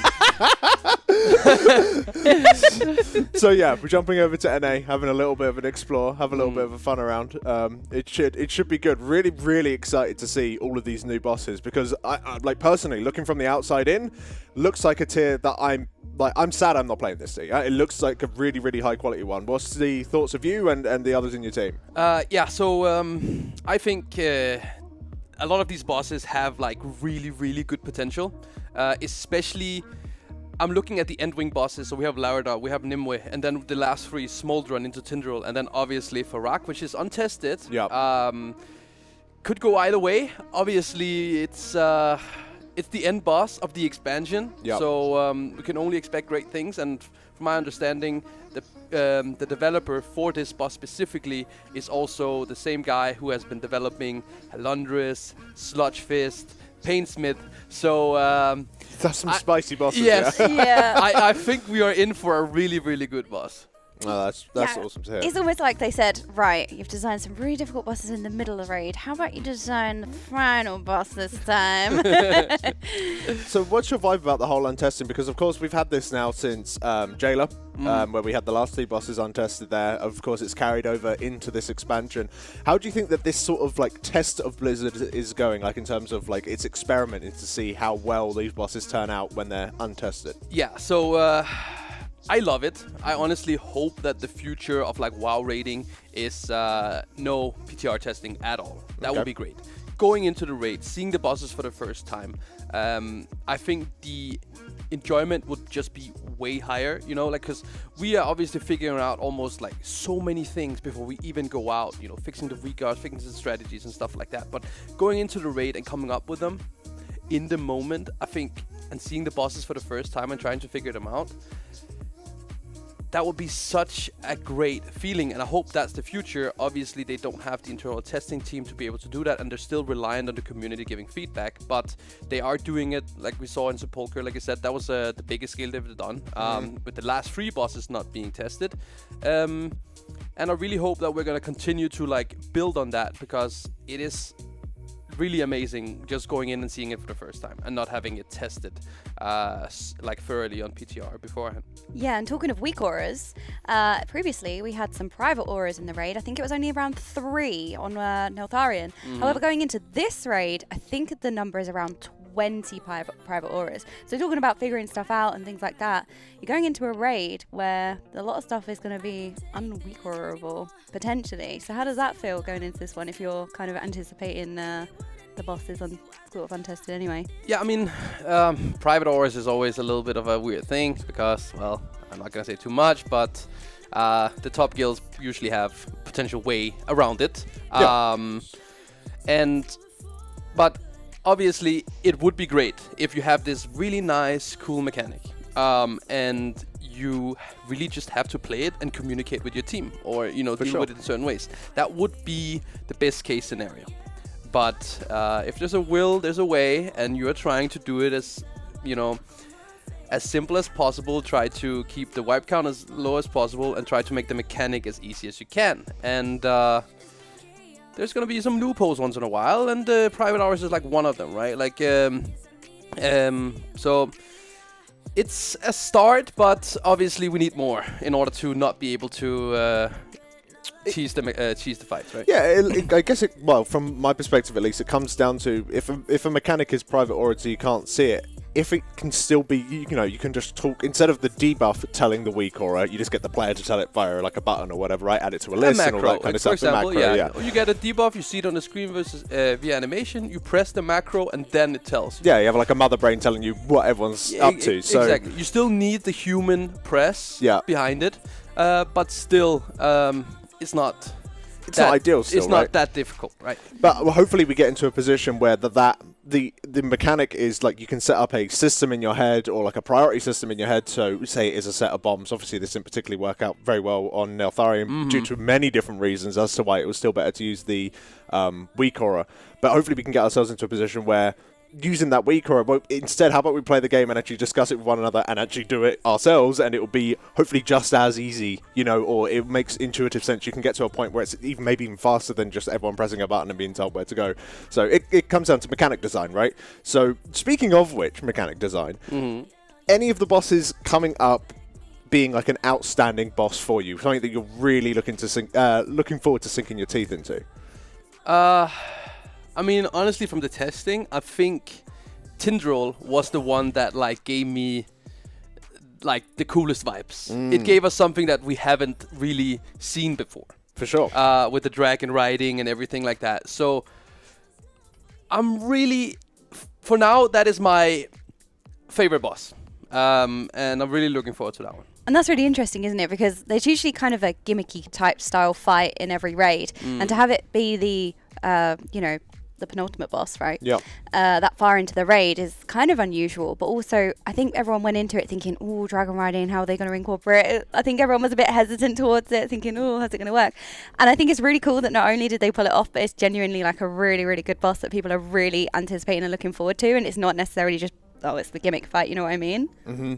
Yeah, no, normally gimmick fights are kind of like, that's interesting. Nice try, it's you had like the football boss as an example. That was like a bit of a gimmick. We had to kick it around back in Nyalothra, if you remember that as well. Like if that, Sanesh, yeah. Imagine having that in the penultimate spot. I think I would have cried. I think most girls would have got through it. That would have been awful. But no, totally with you. That it's nice to see, especially because everyone was dreading the dragon flying boss, right? I think they've implemented it in a way that I think a lot of people can enjoy it, and in a really nice thematic way as well. So it's going to be cool to see. Speaking of which, we have now talking about flying. Augmentation, the most nerfed class within the last 6 months or whatever it has been out. That now is coming into a space. Obviously, you had loads of time in which to play with it in an environment where you already knew all the bosses. Now you're going to be doing fresh bosses with this class. How do you think incorporating Augmentation Evoker will be into... How difficult do you think it's going to be for your raid team? Is it something that's just going to snap like any other class, or do you think it's going to have some growing pains? I mean, that completely depends on how good our Augmentation Evokers are. So I'll leave that up to the boys, and I think they're going to adapt quickly to the timings, the positioning, and whatever is required, right? I think they'll do well. Oh, it's good to hear, because it's always interesting having this brand new spec being introduced to the game, even on an expansion launch. You have quite a lot of time to play with it, and then it just being kind of lobbed out in the middle of the expansion kind of took a lot of people off guard. Have you got a chance to actually play it yourself? And if so, is it like your vibe, or you're like, nah, I'm here for the big damn personally? I mean, I play Org and I play Devastation. I don't play Org at a crazy high level like my main Orgs in the guild do, but I've touched it a bit. Played it in some dungeons, played it in some farm raids. I mean, 5-mans is honestly, it's quite easy. Keeping pressions up on your 2 DPS players, keeping blistering scales up on your main tank, and then keeping good high even might uptime. It's not that difficult, but in in a raid scenario, you obviously need to play together with your other evokers. You need to position your well correctly. You need to give the right people the right buffs at the right time. You know, optimizing shifting sands with your positioning as well. Things like that. So there's a lot of min-max to it, and it has a pretty high skill ceiling to in order to actually play it.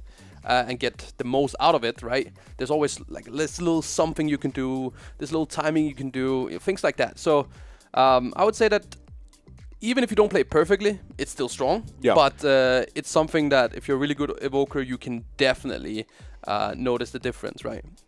Which you see on logs and not on damage meter. They will look Not doing any damage. Kick them. Yeah, we'll have Jesse on the UGG analysis desk, definitely keeping us informed as to how well the augmentation evokers are actually doing. Yeah, showing us, the gain that a lot of the as you now. can see. He's not there now. What's that? Yeah, you can translate the damage that they are actually giving to the rest of the raid and the contribution that they have, which is pretty significant. And I think he's right. I've seen some diagrams of a lot of augmentation evokers mapping out starting positions so that they buff the correct people on pull. I've seen some interesting diagrams and lines, and I'm like, oh, there's a lot of tech to this.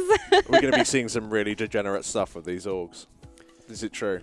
Degenerate? I don't know. I mean, it's just about like having a system in place, and then whether or not that's like annoying to do or whatever, getting like the right buffs on pull is not really like the difficult part, right? Yeah, of course. But it's more in the middle of the fight when things are going on, where are people, and just like understanding that, I think, and having good awareness and overview, right? Because the evoker doesn't just need to look at the mechanics and the ground effects and things like that.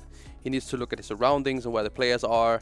This guy's out of range or whatever, because they have reduced range compared to other range players. So like they need to have a little bit more awareness and not just play their own game, but they need to like understand where everyone else is in the raid, at least the ones that they're trying to buff. That's like an important part when you're playing augmentation. No, for sure. You have cheat death. You do. So you can fuck up. You can fuck up once.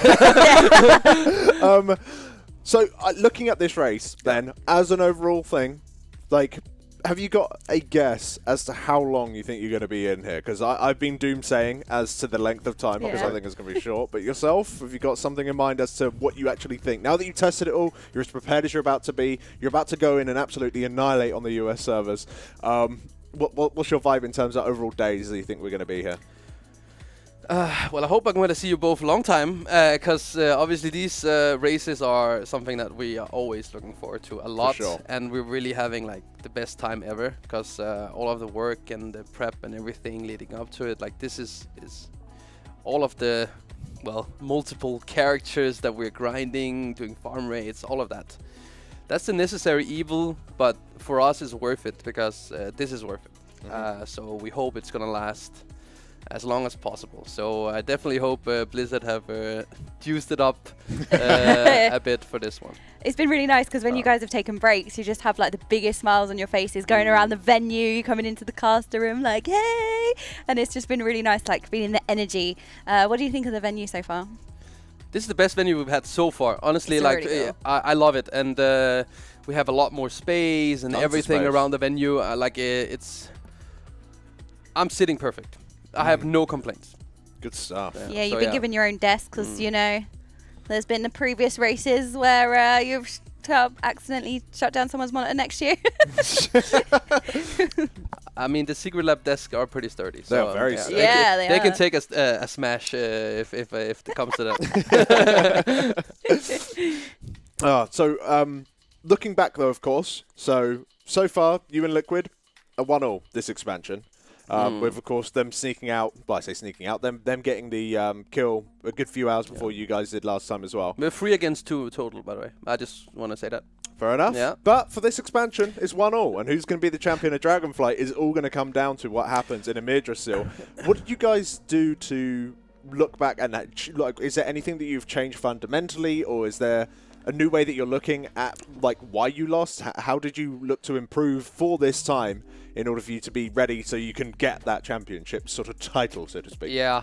I mean, losing is never fun. Nope. Right? And I think we take loss pretty bad, as any competitor should.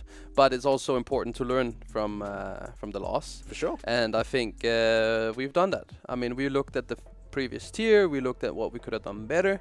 And, then it's our job to go above and beyond those things and just to make sure that we are not making those same mistakes again and we are improving every tier.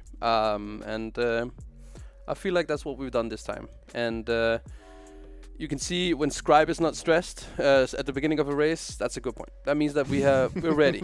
Yeah. I feel like we are. That's why I'm sitting here. I have nothing left to do except just log on and play when the servers go live. So I've done everything I could prep-wise. It's just a testament to the disgusting amount of prep that goes into these races. Like, you guys might be able to see it after the race in terms of some of the spreadsheets. They're more like databases at this point. Just the sheer amount of stuff in these things. And, like, you guys have practically been in meetings permanently the last 2 days. I'm like, that's just the days I've been here. I'm sure it's been going on for months beforehand. The amount of dedication you put into this just to push as hard as you can to get this world first. Oh man, it's so exciting. It's a lot, like obviously some things I cannot share, but of course, it would be pretty cool to like showcase at some point, like a documentary or whatever, at some point about like not specifics, but like actually how much goes into the race towards first, because it is a lot of hours, and it's not just a week or two beforehand. We are already prepping the next race here after the previous one, that we're already thinking next. Of course, we're not like turning up the hours right after, but it's already in the back of our minds. We're already like doing things in preparation for the following race, right? Like fixing more characters and whatever needs to be done. Doing post-race analysis, discussing, blah, blah, blah. All of those things. So we are already preparing for the next one as soon as this one is over. Obviously, now this is the last one, so we're going to have a little bit of a break, right? Yeah. Because maybe we're going to get a faded raid, a Season 4. And then we're going to look for the next expansion. So it's going to be a little bit more chill after this one. So we have a little bit of a breather. Well, yeah, the last raid of the expansion, you always have that sort of breathing time, don't you? Yeah, how do you feel about the fated raids? Because they brought it in last expansion for the first time. It was in Shadowlands. If they do bring in another one, would that be something you guys would be excited for? I mean, the thing is, the fated race, because it's, reused content and you just have like additional power within the raid, they're usually not tuned so hard, so you can just go in and most likely kill the mythic bosses like on day one. So it's not something that you can make like a huge race out of, unfortunately, but it probably beats playing the same patch for longer, right? So it's a decent filler raid. Obviously, I don't think WoW can complain in general, even if, okay, we got new retail content, then we got into the faded raid, but we do have a lot of things coming up with like Season of Discovery, we got Kata Classic. So if you're just like a WoW gamer in general, there's going to be a lot of things you can switch between and just enjoy it for the next year until the next expansion comes out. Yeah, and we got the Saga, the 3 expansions announced at BlizzCon as well, which is looking pretty exciting. So you mentioned a lot of prep that went into this race. You guys seemed so relaxed and calm. There's a lot of prep gone into this race in comparison to previous races. I mean, we always do a lot of prep. A lot more prep, I should say. But we get smarter about it. Like we start implementing things that we did, like we start looking at the things we did wrong, and then we don't do those things wrong. You keep like always tweaking, you keep optimizing, you keep doing things more efficiently, and because of that, you can add more workload on top, but you're just trying to do it as smart as we can, as much as we can, right? And that's also the thing, like, okay, if Blizzard doesn't add a certain grind, or then we always find something to do, and this time around it was seed farming. So we're always like trying to, I mean, even if it's a small gain, but if there's nothing else to do, we will of course do it. No, it's super good to hear. Well, we don't want to keep you any longer. If there's anything else you'd like to say, if not, we can. If there any last message you want to throw out before you go and annihilate Firak on an undisclosed difficulty on the NA servers, now's the time. No, I just want to say thank you guys for being here. I hope you're going to get an amazing race. Thank you for following myself and the Echo team, and I hope we're going to have an amazing race towards first, because I think this one will be one of the best ever. You heard it here first, folks. We'll be back very shortly. Don't go anywhere. The NA servers are coming up any minute. We'll see you in a sec.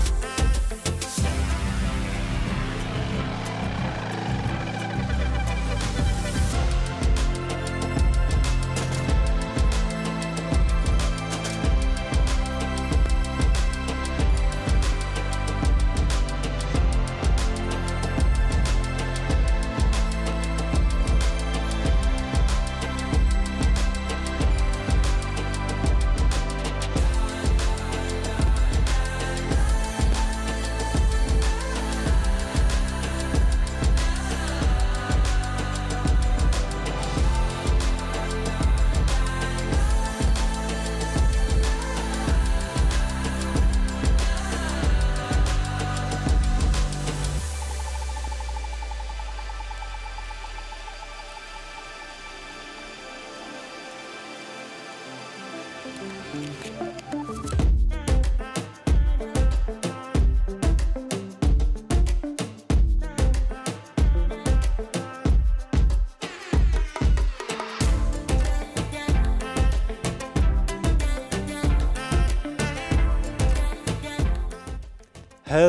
everyone, and we are back with one of the most fun activities you could possibly do while waiting for servers to come up, some Warcraft Rumble. Luckily, I'm here with the master of routing himself, Dr. Atnos. That's me. Who has level, what is it, 66? I got 66 Dragon Crests, yeah. I myself am level, not that. You're gaming too, though. I just unlocked quests. So yeah, that's level 14, I think. Yeah, once you get the 14th one, yeah, you can start questing and. But so far, my strategy has been drag units onto the board. Yep. And watch them kill stuff. It's a good play. It works out most of the time, but sometimes I lose. I'm hoping that you can teach me the intricacies. It's a great game because you can do that and and win start seeing how things work out and then kind of get an idea like, oh, that seems good against this, right? Like that seems like the way to do it. So okay, all right. So I just finished the quest. Oh, I'm gonna yoink a reward. Oh, wow. This is just choosing what you want to upgrade, right? Allocating XP to the units I use more. So usually you want, if you have units you use a lot or are really good, you can always pick them. Otherwise, I think a good tiebreaker is to level up your lowest level unit. That'll be the best way to get your collection level going. Do you find yourself cycling units into your deck, or do you stick with a... There are some that I use a lot more than others that I've put a couple extra levels into, but it takes less XP to level them up when they're lower. True. And you get collection level out of doing that, which gives you more XP from all sources. What's collection level? So if you tap in the top left there, you can sort of see your collection level and the benefits of it. And my hashtag. Your hashtag. There you go. But these all level up every time you fill out a collection level when you get like 50 levels across all your guys. So optimizing for that is a good way to kind of speed up your overall progression. So this is the meta. The meta game, faster leveling. Yeah, exactly, is to level up your lowest guys, and like whenever you have an opportunity to get a new unit, that's really good. Yeah, that's okay. Kind of the core idea is you're building a collection of these different units. Kind of like in a card game, you're building up a deck. Exactly, yeah. You're trying to get a nice wide army because there are rewards in the game for playing with all the different factions, right? Yeah. All so that down kind of here, stuff. I have an army button. Yep. And this is my deck that's active. I know that much. Yeah. And then I've collected 10 out of 54. That's the armies that's available. Yeah. So these are all the troops that you haven't got yet that are down here, which. A lot of cool ones in there. And getting those would increase the rate at which I level up in general. Exactly. So I shouldn't sit on gold. No, using your gold to level yourself up as fast as possible is a good move. Okay, well, there's a chance I've been making a mistake. Let's spend some gold. Yeah, so if you scroll up from here, I think, or maybe down. Oh, you got a free bonus XP. A free thingy, yeah. You should grab that. Bang, a little bit of XP for the Defias Bandits. That's I love those. They're the cheap ones, right? They cost 1, which means it's so easy to just play them out and keep the cycle going. If you scroll all the way up to the top of this, though, maybe we don't have the grid unlocked yet on this. I do. Oh, there it is. Yeah. There it is. Okay. So you could spend some gold and pick up some. I can buy some stuff. Pick up some new friends. Yeah. Buy some new units. Do you have any recommendations in here? Let's see. Of these, I think the 2 undead units over on the right, the Abomination here and the Skeleton Party are my favorites. Okay. So now they have these descriptions like Party Crasher, Tank. I guess these are like classes description kind of. It's they sort of give you a little bit of an idea of what they do. Yeah. Now, it looks like there's some strategy on the grid itself because there's a chance to move these items as well. Yeah, so the grid is super sweet. When you buy units, you kind of reset everything in the same row and column as them. Mm-hmm. So if you really want a unit, if you want 2 units on the grid, you can move them so they'll be on different rows from each other. You suggested I buy the 2 undeads. I picked the one in the middle and the other one left. Yeah, exactly. So if you wanted both of them, you would have had to move one, which costs a little bit of gold. It costs 5 gold. It's pretty cheap, but I don't know. I think what you did there is totally fine as well. Okay. All right. Well, let's take a look at what this cute little dragon guy does. I don't know what he does. Yeah, so this is really sweet. Anytime you do click the info, you can kind of get they play a nice little video of like the best case scenario for the unit. Okay, so it drops eggs and then they turn into whelps. They turn into flying little whelps. Yeah, that need to be handled. Which I love that unit. It's very fun. And this is just a big bonker dude. Yeah, big tank. I assume he's expensive too. Yeah, 6 gold you can see right there, which is kind of the main resource of the game. It's like mana, I guess. Yeah, very, very much so. Right, I like big guys, so I'm going to take him. Perfect. That exhausts my gold and will speed up my leveling, I guess.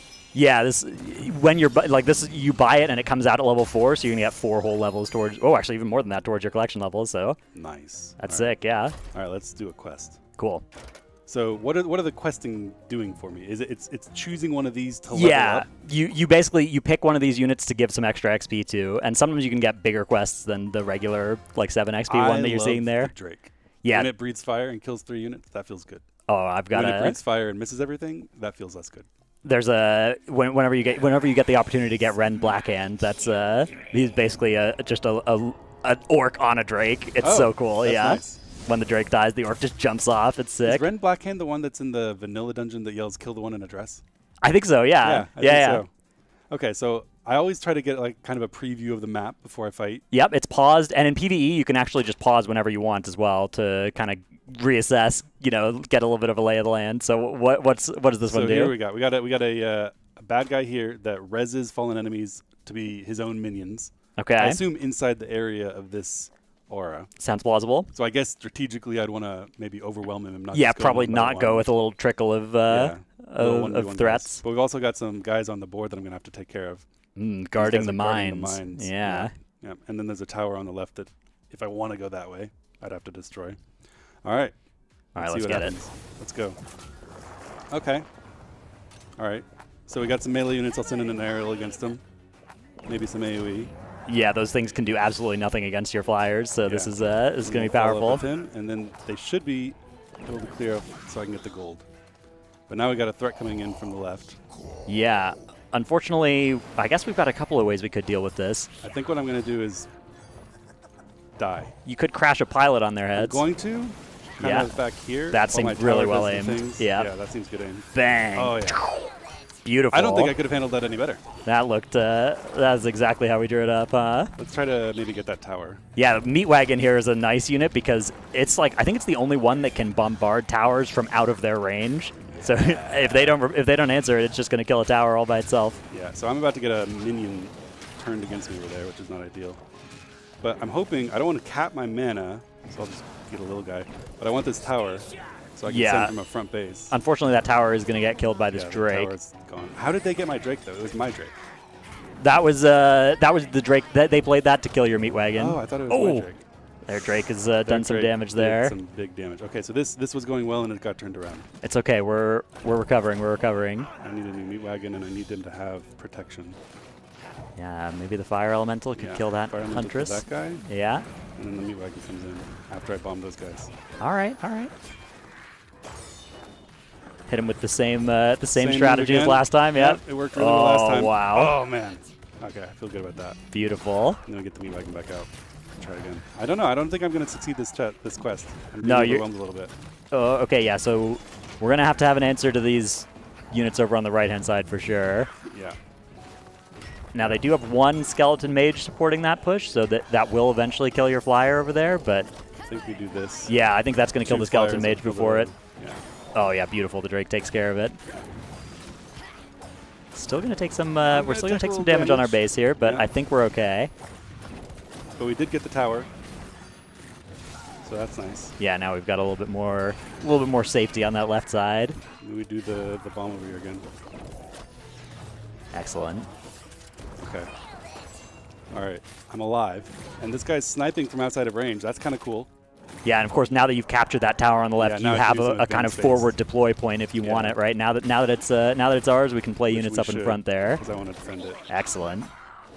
Aerial unit, they can't hit it as much, I guess. And then when I get this mana, I can send in my AoE.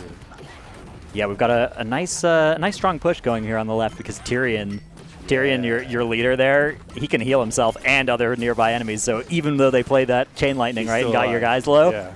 Oh, he full heals. Unfortunately, that Drake. Oh, the Drake just murdered All right, him. we're fine. We're fine.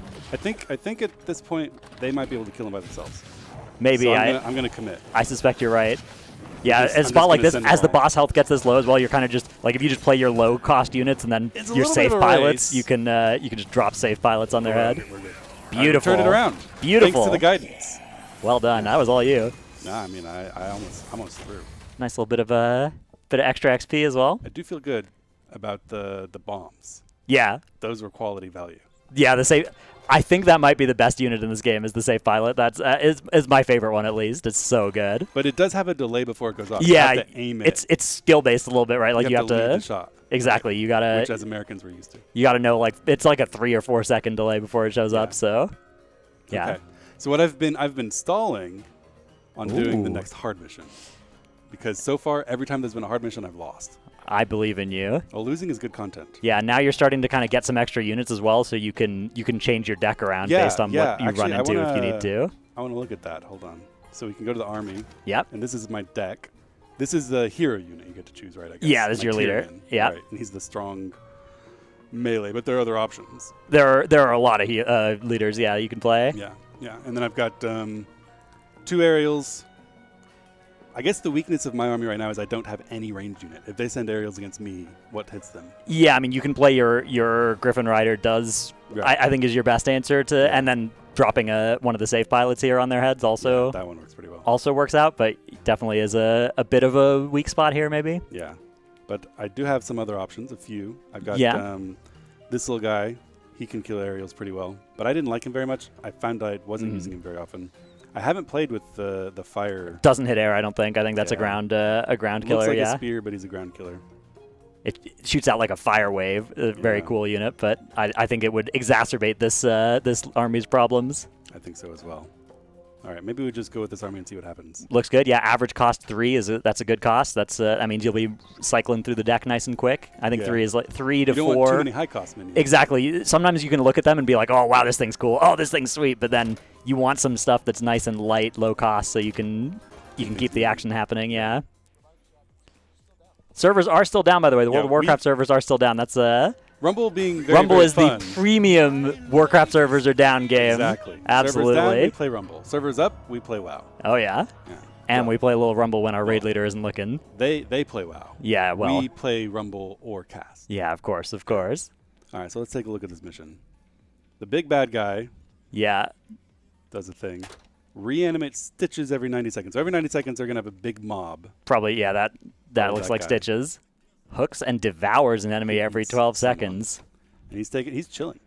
He is chilling right now. He's dead, I suspect that thing's going to walk down towards us. Yeah, I think so as well. I don't think he's going to stay in the bath. Hmm. I do have a Summoning Stone already in my possession on the left, which can be captured by any adjacent units. Yeah, anything except for flyers can kind of get you that, and then again that gives you that forward deploy spot. Unlike the towers, though, it doesn't really defend itself, so they can take it back pretty easily. Yeah. So I mean, I guess we have to wonder which way he's going to go, because if like looking at this, I could say, okay, just deploy from here and go for it. But then if he walks down the right hand side, yeah, maybe I'm boned. And if you play a strong unit and it just gets devoured by that thing, that could be very, very. Yeah, you would want it to be. You would want a little guy to get eaten. I hadn't thought about that. That's a good tip. All right. Well. Okay, so I'm gonna make a play for. I like tower. This is Never mind. Okay, no, the gargoyle that's just gonna go for your tower. That thing doesn't go. Okay. Okay, now but that prowler is unfortunately gonna kill your friend. Yep, unfortunate. Okay, so he chose left. That's good to know. We send those guys up that way. Nice. Yeah, that's a good. Those things are just so cheap. It's so hard for it to be. Yeah. It's so hard to get owned on playing them. Yeah. And then we also want to kill him, but maybe I want tower support to kill him. Yeah, that can be a great strategy, right? If there's a scary unit, just let it come to your tower and then fight it in range of your tower, and just have it start getting shot down. Yeah. Okay, we're gonna. All right, nice. Bomb. Yeah, those spiderlings are getting taken out. Beautiful. We're okay. You still control that meeting stone as well if you want to deploy something right up next to him. Just wanna. All right. Control it definitively. All right. So we've got, what is it, a little 90-second window without Stitches being in play? Where I can just like send and hopefully get some damage in. Now this is a combo you've got here. 2 Tyrians. Yeah. They can't. They're unkillable. They're just healing each other. Yeah. This is really, really strong. Let's go grab that gold. As long as maybe he gets sniped there. I didn't actually notice. No, it's good. You're gonna get that gold for sure. Okay. We're chilling. All right, we're doing a little damage now. Yeah, I mean, I think it's worth committing. I don't think anybody's ever beaten 2 Tyrians next to each other. I think. You think they're invincible? Well, yeah. Look at that. Oh my God! Look at them heal. Unfortunately, that one's good. Okay. No. Maybe this is gonna be the world first. They're not invincible. I managed to throw the invincibility, but now they're going down the right, and maybe I can do my Zerg tactic. Yeah, there's just a little base raise. Yeah, just a little base. Love it. Maybe I don't love it anymore. Wow. It was good. Beautiful. Nice. Hard mission, no We got it problem. done. No problem for That's the legendary the first G. hard mission that I've succeeded. I think it probably has to do with you being on the couch with me. Easy one shot. Yeah. Let's see what we get out of it. So these hard missions, particularly rewarding? Yeah, they often give you something really good. I think like a leader choice, maybe what we're getting here. Let's see. Climb reward. Our troop choice. Ooh. Okay, some new buttons. This spell's fun. Choose a spell troop. Spell troops. I don't have any spell troops. I think you have chain lightning. I do have the blue. Is that a chain lightning effect? Yeah, I don't have it equipped right now. Okay, so this is like that. I can summon a spell without a unit. Yeah, exactly. These are just spells you can cast. Blizzard has killed me before. It is Blizzard's a nasty that's one. That's a classic, right? Yeah. I think I'm just going to yoink it without even looking at the other ones. Fair enough. I want Blizzard. That is your right. Your right to do. Okay.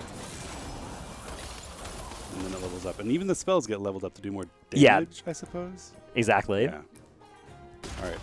So we've unlocked a new zone. That's the other thing. We're playing through a map. Yeah, this is of course the Eastern Kingdom, so we're now down in Old Stranglethorn. Went through Elwyn, Westfall, something. Is that I think Duskwood. I don't Yeah. know. Yeah. Look, it's not quite the same map as in WoW. It's not the same map, right? You can tell. There's it a only couple goes of a little. bit. Lordaeron is just one zone instead of like four, like it is in WoW. But Plagueland's only one, Hinterlands, and then there's nothing else. Right? There's no Arathi. So it's my map knowledge is not its best, but we did unlock a new zone, so we can maybe do one Stranglethorn. Okay. Jindu the Hexer. Isn't that a raid boss from? I think that is a the OG Zul'Gurub. Yeah. Zul'Gurub. Yeah. Welcome to the great show, friends. Just wait till I be showing you how I do the voodoo that I do. Impressive. How was that? Quite good. When you started, I was like, "Oh wow, this is bold," but no, it was good. It was a good accent. All right, let's try it.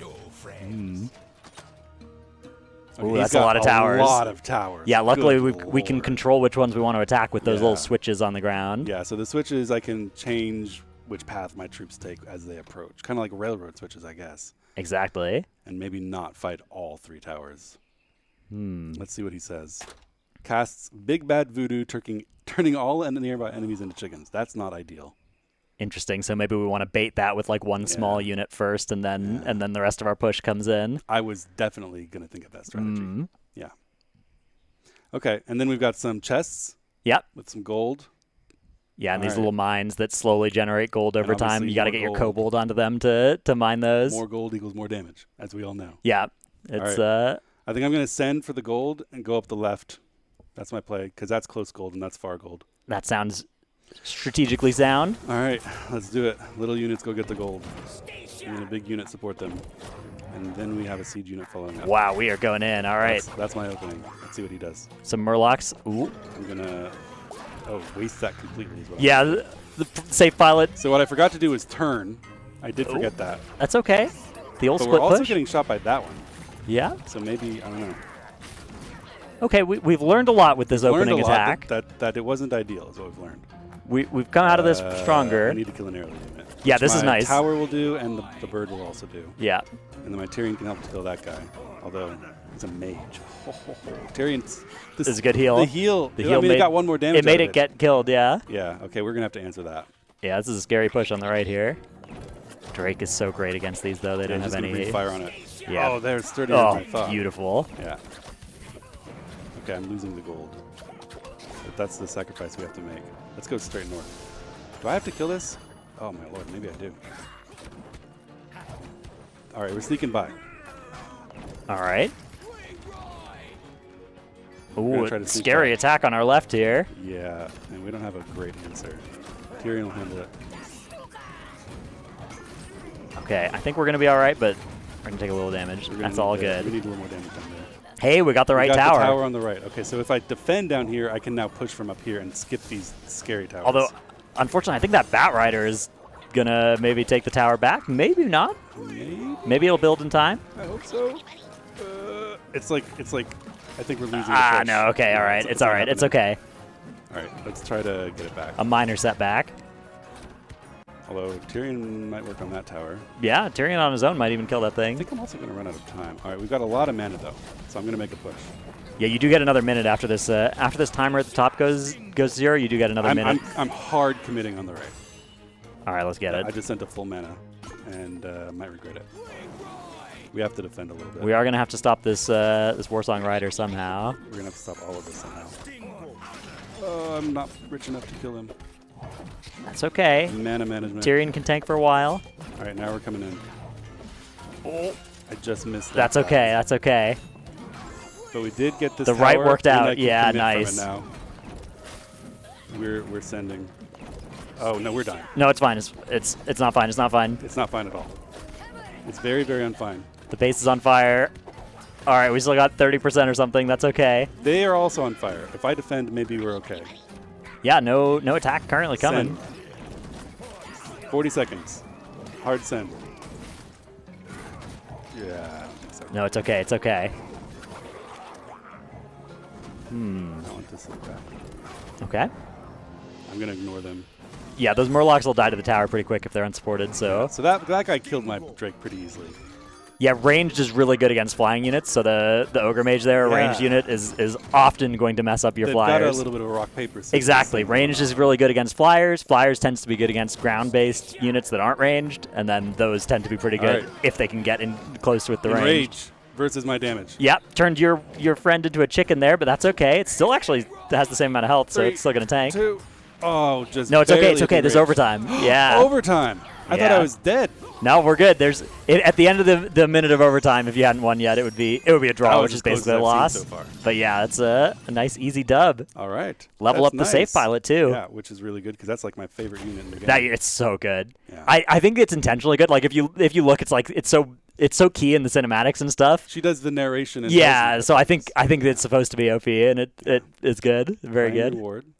Ooh, a little bit of gold as A well. little bit of gold and some leveling up of my, what did you call it? Anixia? They're like Dragon Crest or Dragon something. Crest. Yeah, I see that red circle there. Maybe there's an unclaimed reward in there.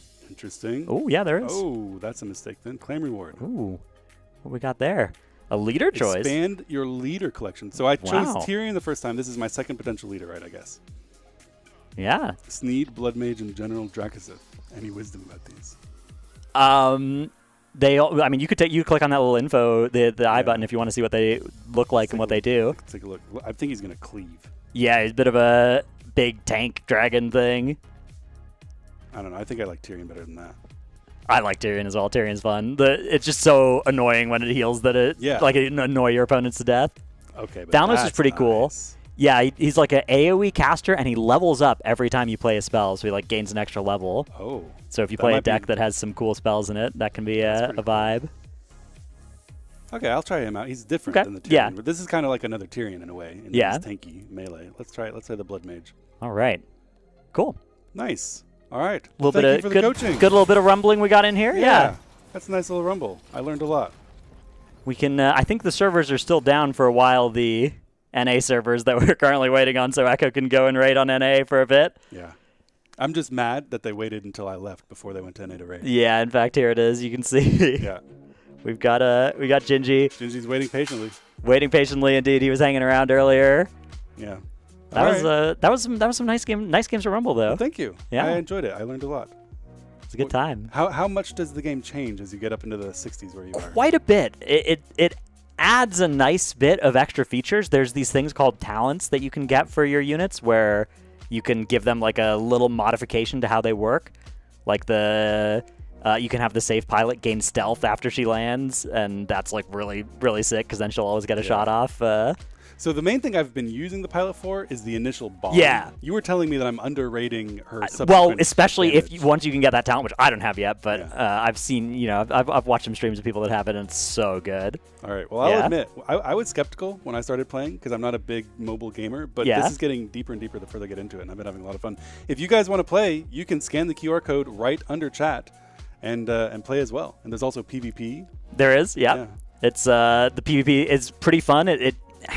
There are different maps, towers, and like modifiers to the maps, and they sort of change one of those three things every couple of weeks, so it stays familiar but also fresh, which is sick. Yeah. Genuinely, like, I don't know. I saw the game when it was announced. I was like, oh yeah, this one's gonna get me, and you were right. Absolutely right. Yeah. I was the other way around. I saw this game and it's like I'm not gonna play this at all, and then I am. I'm just playing it on stream instead of. I was on the the car to the airport for BlizzCon, when I got the little notification on my phone that's like, your pre-order of Warcraft Rumble or whatever is it's now available to download. I was like, okay, here we go. This is good because I always get to the airport really early.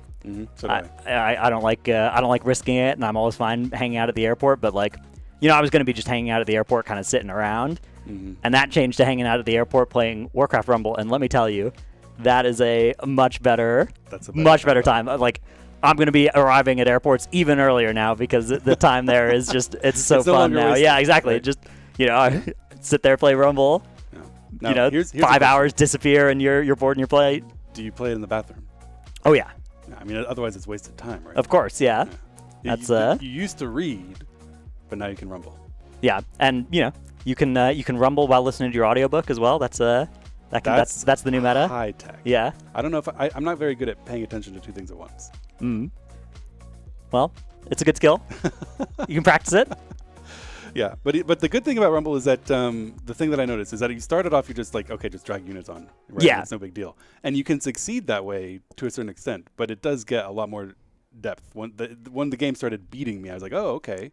Yeah. There is something to do here. The campaign, as you get later into it, there are levels that feel unfair, but you have access to whatever units you want against it, and they kind of always do the same, like each of the campaign things. Like there's some where it's like, yeah, your enemy's starting out with like 15 gold worth of units. How are you supposed to beat this? But you get to know which 15 gold worth of units they're going to play, and you can play the perfect counter for it if you go and change your deck, which that can be really fun. Or you can just do some quests, level up your units, and then beat them into submission with some overpowered, higher level units is another fun strategy for it too, whichever you prefer. But yeah. All right. It's great. There's always something to do. The guilds are really fun as well. You get in a guild with your friends and then contribute to like a shared guild chest of rewards. Yeah, it's full. I'm sorry. Oh. Yeah. It's unironically one of the things I suspect they'll change soon. The guilds are limited to 15 people, and I think that's been the only thing that I've heard people like complaining about the game is like everybody wants to play it. Full. It's actually. I thought you were just saying I couldn't join because jokes. Yeah, well, I would if I would do that if that was true. If it wasn't true as well. I was about to feel better. Now I feel worse. Now you feel genuinely gatekept. Tragic. All right. Well, maybe we can send to some more music, and everyone can scan the QR code below the stream and get into Rumble while we wait for the servers to come up.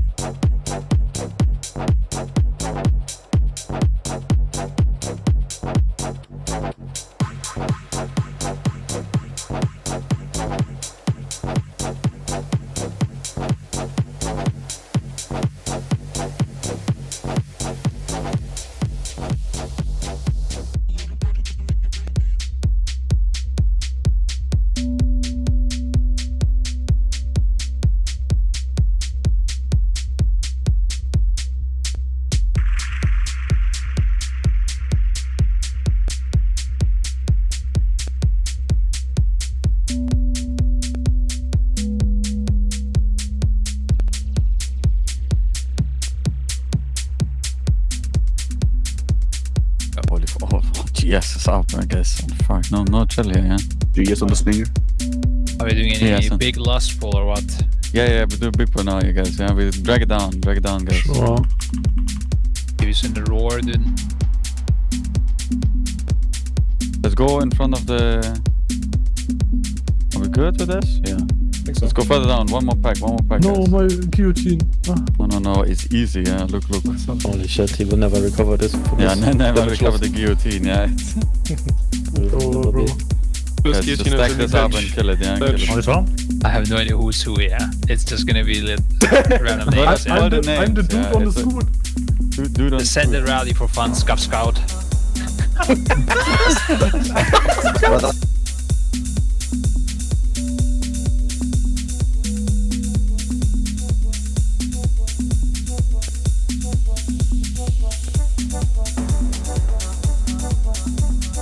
Servers are up. Yeah, buddy! There they are. We're heading straight in to Amirdrassil on... Well, look at this on the NA servers. It certainly are, and this is a strange-looking split run. Wait. Where's all this? All the NA servers don't go live on time. We've got to sit around for 4 hours. What a load of trash. He rocks up, walks straight in.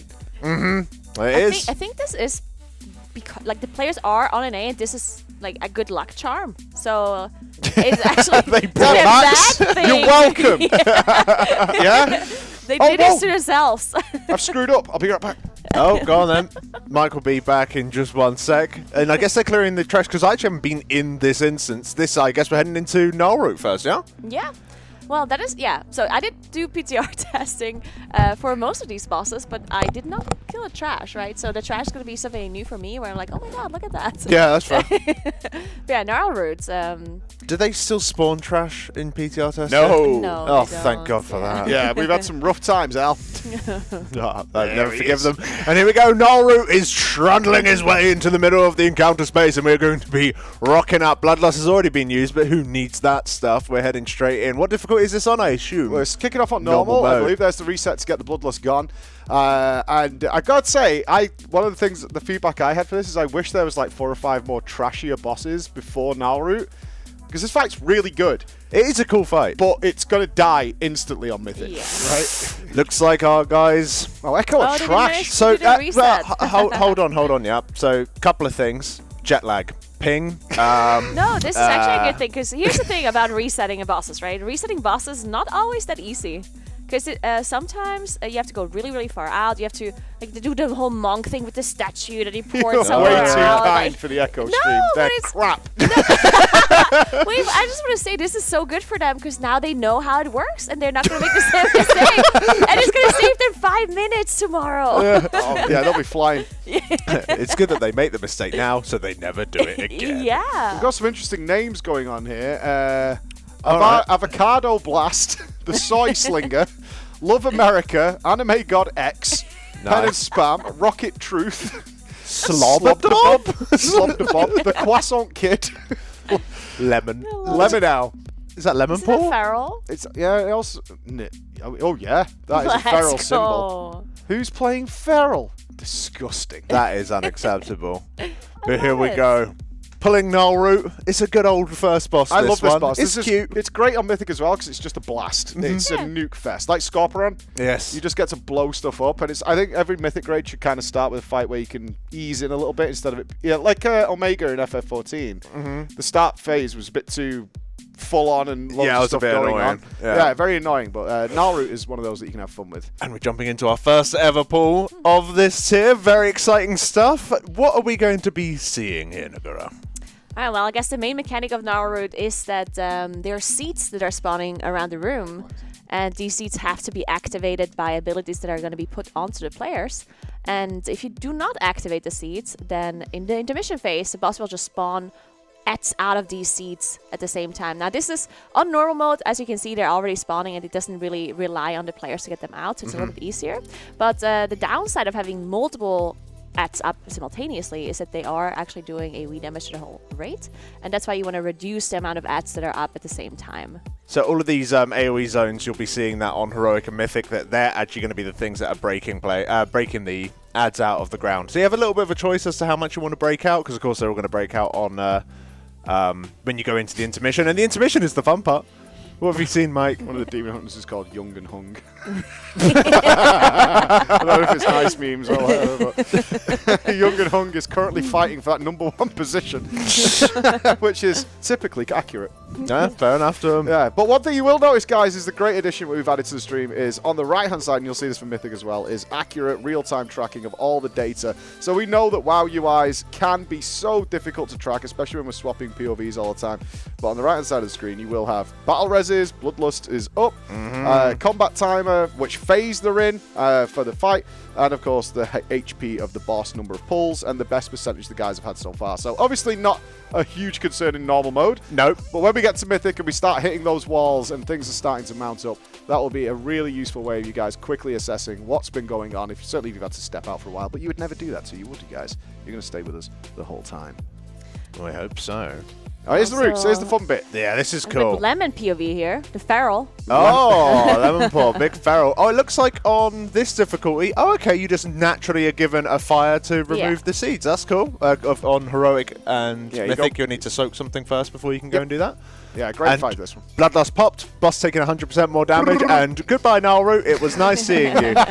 I'm with you. It's a cool first boss. It's also one that, you know, there's a nice big damage amp, which is a fun way of getting yourselves in, and that boss Let's go! melted. Nauru down. Easy peasy. Oh, Echo showing why they are the #2 guild in the world. Destroying Naruto's normal mode like he was nothing. Can we get a replay, perhaps, of that burst at the end there? Because that was incredible. Oh, what? This is a different the server replay. coming up.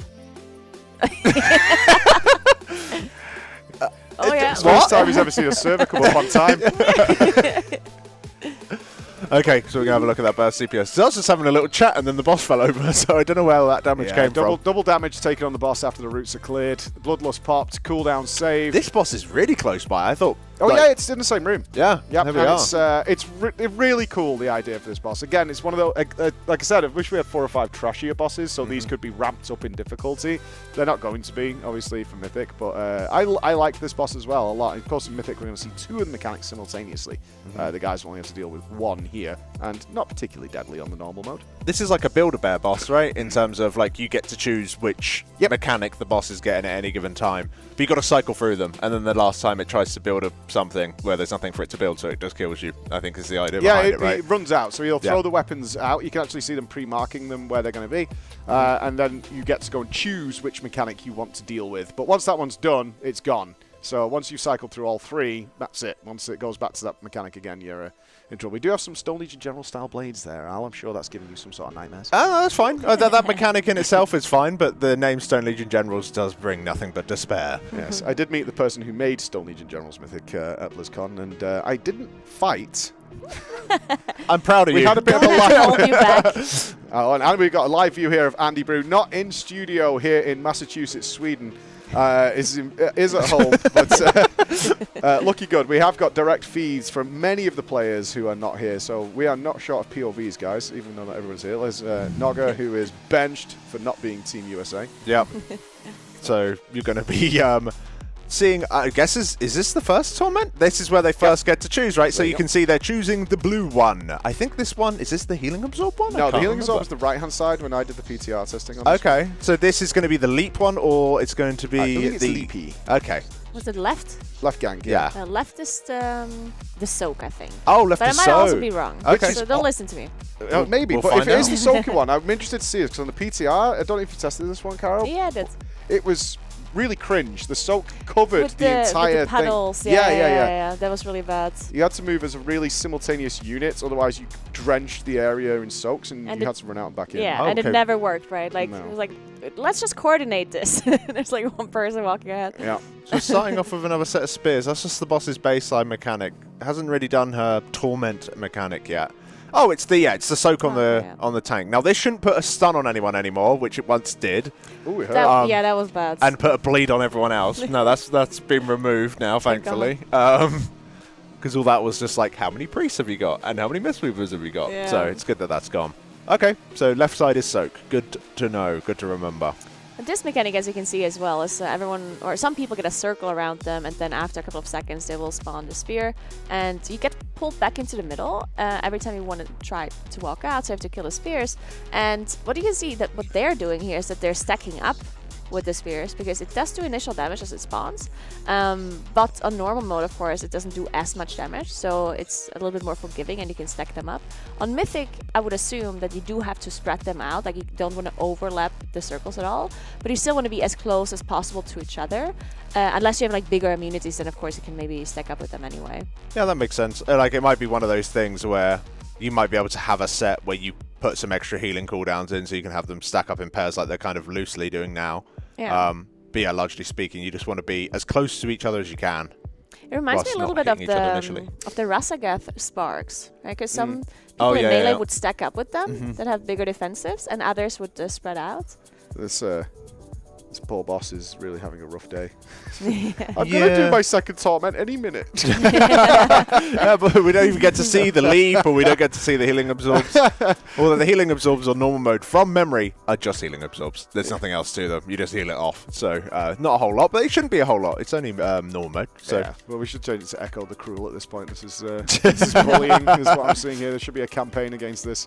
But here you see these pools. Not too vicious here, but we will see them make a very large appearance. Oh, I'd never actually seen the sword because I played in such a weird zoomed out way. The sword floating above, shooting down the pools. I believe this is... Okay, I don't know anymore. No, it's not healing absorbs because that's a dagger. Yeah, that's the right hand side. Yeah, okay. And she's down! Let's go! See you later, Igura. Clap, clap, clap, Is it clap, Igura? clap. Igura? Igura? Yeah. I don't know. Let's The Cruel. make it up. The cruel one. Yeah. Yeah, the cruel one. Cruelly one. The Build-A-Bear boss. Torment. Oh, he's already buggering about with add-ons. I hate him. Typical.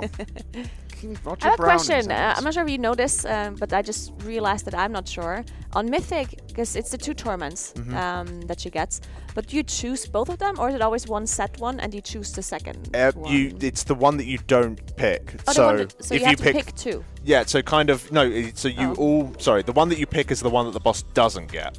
Is a way of thinking of it. So okay, if you I soak understand the now, leap okay. ability, Okay. she'll get the other 2 abilities. Yeah. That's as far as I'm aware. Okay, But okay. who knows? We will see Yeah. in a few days. Yeah. But I think that's how it works. Yeah. I mean, they are really concerned about how many splits this raid is going to take, as Jesse said earlier. Oh, they're already finding some trash skips, and there goes the Evoker. Just going to get all that stuff up. They actually haven't got a rogue in their team, by the looks of it. Or there's one mid-gang, right? Oh, no.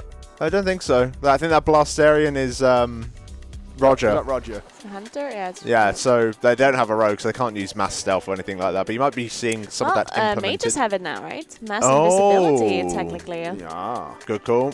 Good call. Well, I was hoping to see some... we have got some interesting names here, but when they did tell me they were going to NA at BlizzCon, they were pretty telling me some of the names they were going to go with that aren't here. Oh, yeah. That's for their second run, Mike. That's why. For their amazing NA splits. Yeah. Oh. But it's this is nice to see from Echo. They're going to get some knowledge here. I saw some people asking, why are they over here? So, I mean, we have had it told. They're only here to do normal and heroic, and we will be back to EU tomorrow, guys. Yeah. Yeah. Cat's out the bag on that Yeah, they're one. not really trying to achieve all these splits on single characters that they only have. You saw how many characters they had on per server. Yeah. Like, you can work out the math on that.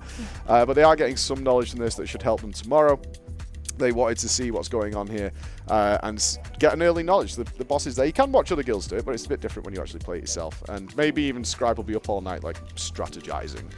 Well, one thing as well that we're going to get to see, and you, of course, all at home are going to get to see, is hopefully the very first ever post-kill cutscene of the last boss. Yeah. So we will have full audio feed for that, and we'll make sure we shut up as well, so you'll get a nice little nice little pop of that. Speak for when yourself. they I'm get going to done. speak through the whole thing. Oh no, we will be muted immediately. As soon as we even start to speak, that's it. Cut off. I hate Production. this cutscene. No, production hold. There we're gone. Production have no chill.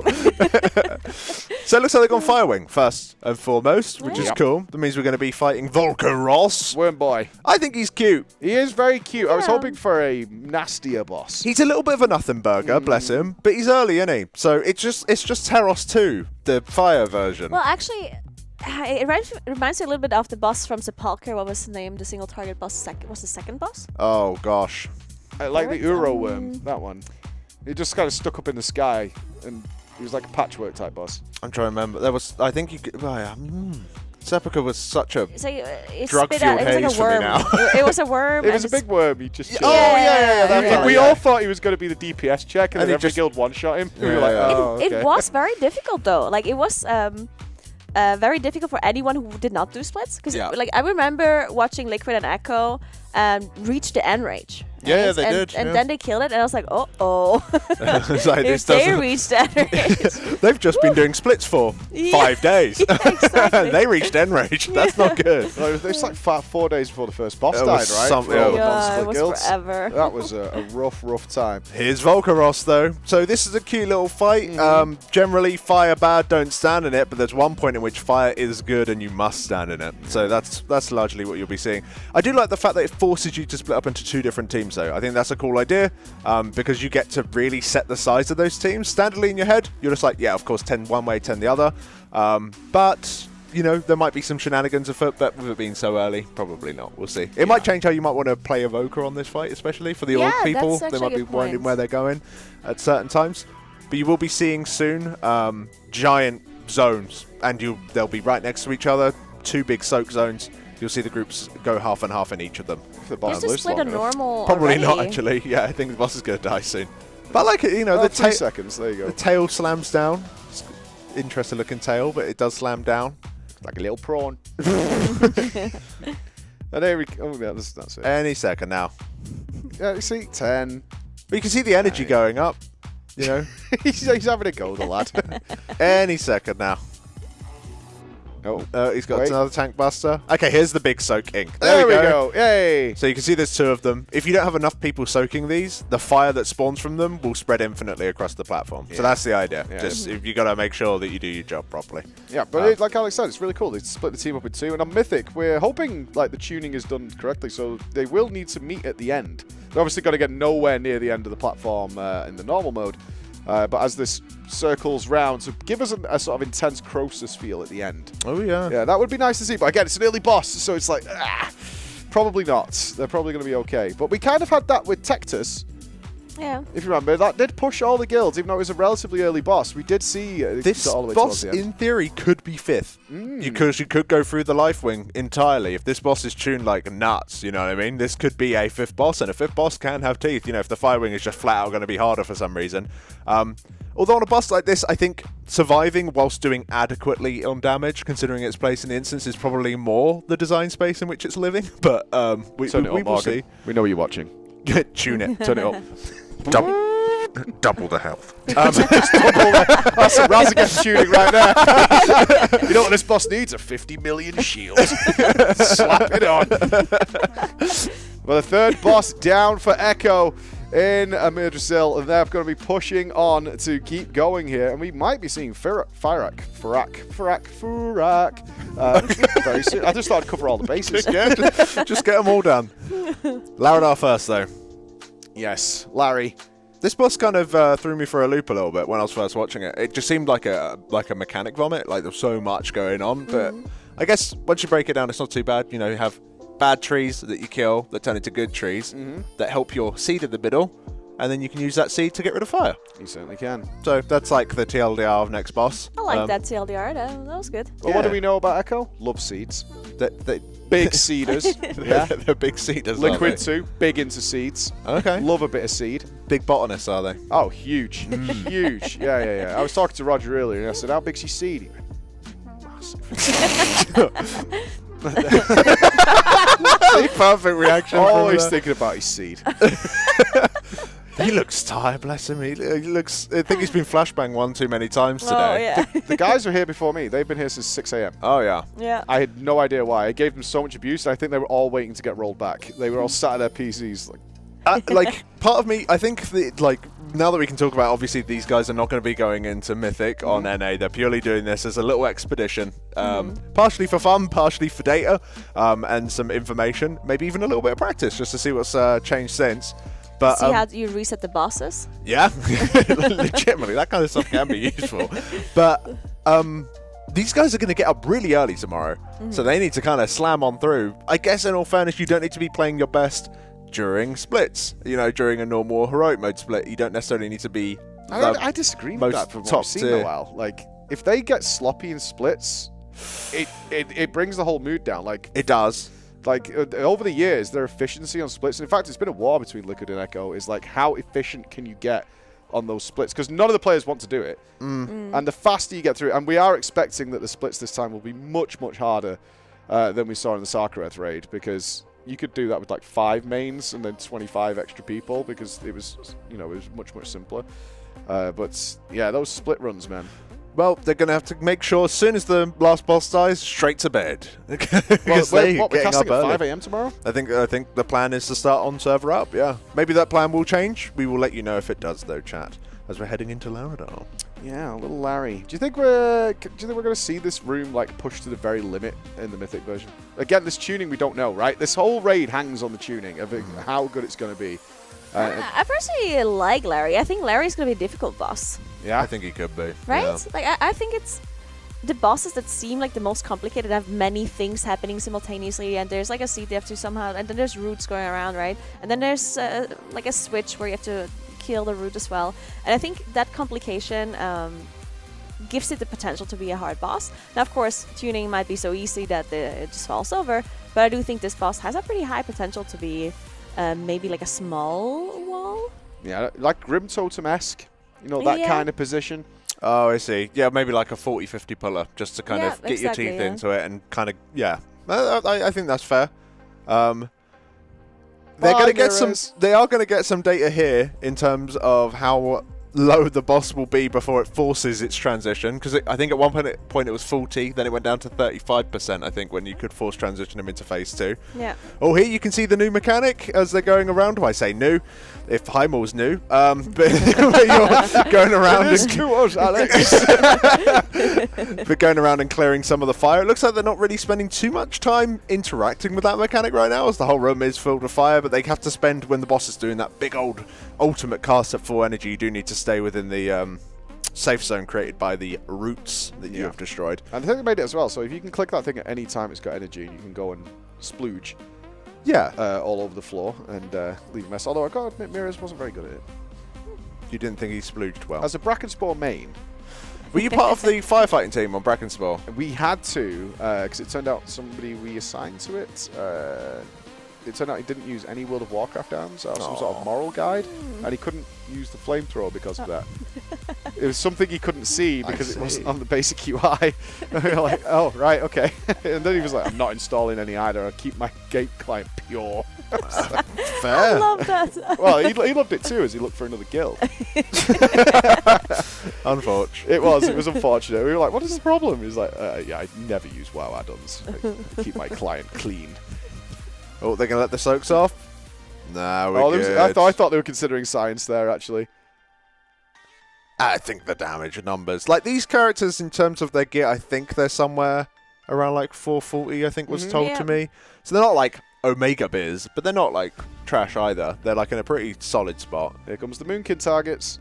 Yep. Chewin trying to get to that seed. These are going to be, obviously, a much, much bigger problem in Mythic. But now they're just going to be padded on, I think. Oh, yeah. They're full AFK and ignore them. What's funny about these is that, as far as I remember, these have a threat table. So if you're just, like, full-on just multi-dotting them and everything like that, all you're going to do is tank them in the end, unless you're kind to your tank. That's Larry down, though. Easy for them. See you later, Laredar. Certainly is. Another boss down for Echo. And do you have a bop me now macro? Nagura? I should make one for this boss. Bot, please. I'm not padding, but Feral dominating the Moonkins there. Sign of things to come. Yeah, so I do think the ads did not live long enough, unfortunately, to kill the boss so quickly. I saw the Moonkin was not on the damage meter at all, and then the ad spawned, and I saw some creep up, you know, at the bottom. So I was like, yeah, this fight goes a little bit longer, maybe. Yeah, but once again, the damage meter dominated by Young and Hung. Young and Hung. I mean, how could it not be? There we go. Claiming his place. Oh, Roger's praying for loot and man. He needs it in his life. As they're going to be moving on to the other wing now. Yeah, the life wing. It looks like they think this is the route through, but it doesn't seem to be activating just yet. It could be RP. Ooh, interesting. If the RP's really long, then maybe it'll be not worth going to this wing first, perhaps. Oh, there we go. We there just it got is. shot with some goo, and then we can go to the life wing. Excellent. I guarantee you they're already trying to find a way of Oh, no. reactivating that RP. This just returns you to the main platform area. Yeah, classic. Okay, so it doesn't return you straight to the other wing. Okay, good to know. Good to know. Yeah, we've seen that before, where they just throw you back to the beginning and you just go down the other route. Are they picking up the... You're never playing these characters again, boys. Like, what are we doing? Gold, dude. You never know. Repairs don't come cheap, Al. Okay. Every penny counts. This is full bin. Okay. Right. I'm actually interested because, of course, we've got the new legendary axe coming out, right? Because, of course, the previous Evoker legendary was hidden. You know, we had no idea. And then it was like, oh, a legendary drop. But this one's been pre-announced. Yeah. And obviously, it's going to have something to do with the last boss. But previously, the legendary was locked behind the first mythic kill, right? Correct. Do you think we're going to go down that route again? I would think so. Yeah, that's generally a precaution. I mean, Blizz knows the mythic kill is going to be probably in the first 10 days, so it's not like every other guild's are waiting for them to kill it or anything. It's not like the Hall of Fame thing. Yeah. You know, with the mythic crossover, it's like, well, the Alliance has like 12 players, so we can expect it in like 2024. So they probably will wait for the... I would imagine so. I mean, that is a guess, I just want to be clear on that. I haven't got confirmation on that. I actually didn't even think about the Legendary until you brought it up there, Al, to be honest. Do we know the stats on it or anything yet either? Like, So- I assume it's got a cool proc or whatever, but... Yeah, I just know that it exists, honestly, and I know that it's strength. That's it. Fair enough. Yeah, as soon as I It saw is Red possible Power there's more spotted it. info. I just didn't really like. Yeah, good. Hmm. I was just as disappointed I wasn't a druid legendary because like the whole thing is the whole patch is druidy. I know, It it's would've like made you only sense. got everything. Yeah. So why didn't I we wanted get more. Yeah, I think druids, especially balanced druids, are in such a poor spot that they need legendaries as well. Exactly, yeah. I think they should just give them Legion legendaries back as well. No one else, just balanced druids. No, but I do think it's actually a good thing to not have a legendary. Now, hear me out. I think if you're an evoker, an Aug evoker, and you did not have the legendary, right? Or you're a hunter in season 1 and you don't have the legendary, then you're just at a disadvantage because they're not tuning you around other people and then the legendary is additional damage. Yeah. They just tune you around having the legendary, right? So not having it is a big downside. So that's why I personally am actually happy to not have one. Oh, everyone's got ducked. Ooh. Are you ready to get ducked? You're getting ducked. It's the quack attack. Oh, where's our goose? Oh, that's so good. Behold the goose. Where is it? Ooh, it's somewhere at I my chair, I think. go for it, Al. Oh, I do you want me to find? Definitely- I could wait. I got this. Okay, you got it. I think it's somewhere nearby, even. Is it not in a... Oh. Yeah! Oh, the goose is in. The goose has no eyes because Gingy attacked it. And it lost its eyes. That's the Classic story Gingy. I've heard. Eating the eyeballs. But I think someone pointed out the other day, today on Reddit, is Moonkins now have more customizations than like every class in the game. Pretty much every race combo. Yeah, well, no legendaries though. Yeah. Oh. Apart from that I one know, from right? Firelands. Yeah. That was feral though. Was it? Yeah, it turns you into a little fire Oh, cat. the fire cat. Yeah, that was feral. Yeah, true. Was that the Yeah, we legendary? I worked thought it was just No, the it wasn't a staff. legendary. No, That was Oh, just no, the that was staff feral. It was the from caster, Android, caster stuff. Yeah. Oh, you mean Dragon Wrath? Yeah. Yeah, but that was shared. Moonkins want their own thing. Ah. Yeah. Exactly. I see. They want giant turkey wings so they can be like Meteor. Yeah, it should just be a legendary that does gives you no damage, just makes you like your flap animation bigger or something. God, I wish we were world first casting Blackhand when all the Moonkins started flapping down to that platform. Oh, it's so good. Yeah. Just heaven to see Flap have utility, like proper raid utility. I had a great time doing that. So we're going into the Council of Dreams, the rock paper scissors fight. Very cute, very love cool. this fight. I think it's sweet. Yep. I think it's a clever way of doing a council boss. So I guess the overarching idea is that each boss has like an ultimate spooky ability, but every other boss has one way of interrupting that. So we should see it relatively soon. I'm not sure who would cast that ultimate It's charge first, if I remember right, from testing. So yeah, oh no, the poison javelins are standard, but let's see here. So basically, the charge interrupts is one of the things. Yeah, you should get one charge, which is just Here the we one. go. This is the one you want to soak with some players. Yep. And then the next charge should be aimed at the Dryad.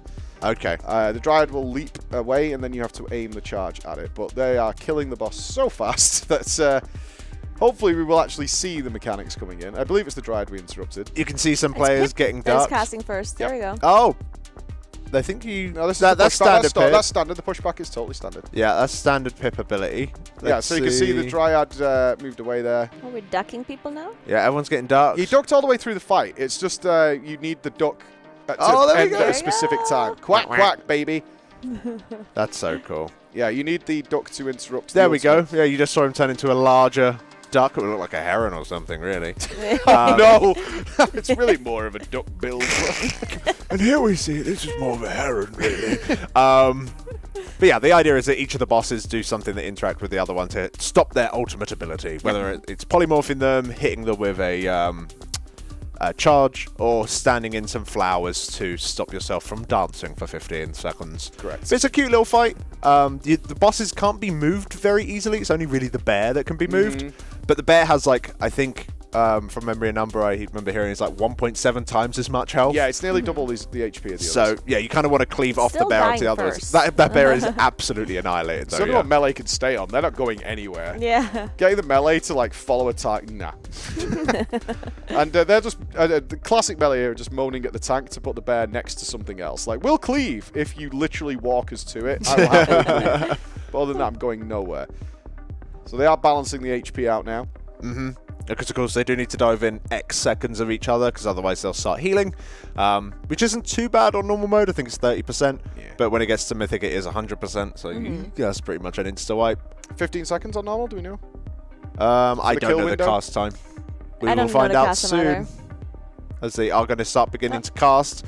Looks like Eowyn, the Dryad, is going to go down first with Pip shortly afterwards. 30 seconds on normal mode. Okay, so you do have quite the time to fix that up. 5 of 8 defeated for Echo here. Now we're going to the boss that has been changed the most. I don't think it's going to get the Halondras treatment, because Halondras classically was a horrible boss on PTR testing, and then it got revamped into the Nightmare Crab Daddy. I don't think we're going to see that with. And Wowhead actually just tweeted out is looking at us specifically, Team Echo, as to how we're pronouncing the name of this boss. Naimu. Nimue is how I say it. I will do it for you, Wowhead. Which is what I believe they were hoping for. I think Naimu. Would you say Nimue? Nimue, yeah.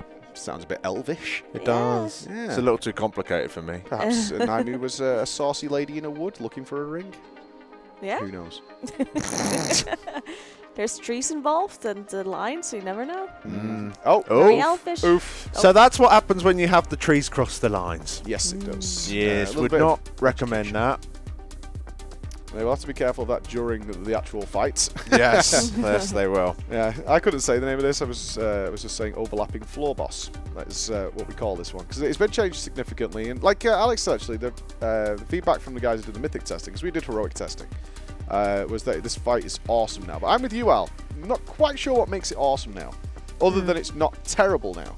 Yeah, it just seems like a series of individual things going on that are like, that's all right, but nothing that's like, whoa, let's go, you know. But hopefully I'm wrong on that. I do want it to be a very, very cool fight. It could be very hard. Like, so you got a bit of Could just Sisters be of the rock Moon. hard, Yeah, like if Tumas Argaris knows.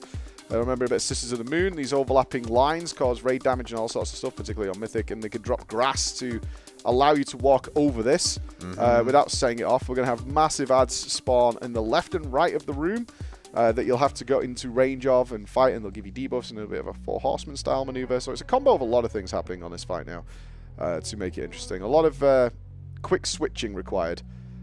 Oh, you get a lot of grass on normal, actually. Well, I think this is just the trash before the boss to teach you. But the you Matrix is the thing. So you can see how they're not detonating anything by walking across that grass. I think it's a unique dot to yourself as well, rather than overall raid dam. But we will see exactly. Yeah, this is the boss I had the most questions for when I was reading up about it, as to why everyone was so excited for it. But we'll see. It's weird. Like I do generally like it when the boss interacts with like the room somehow, but the interaction with the room is very limited. You only have the lines, right? And crossing them, which it looks interesting, but it's really not.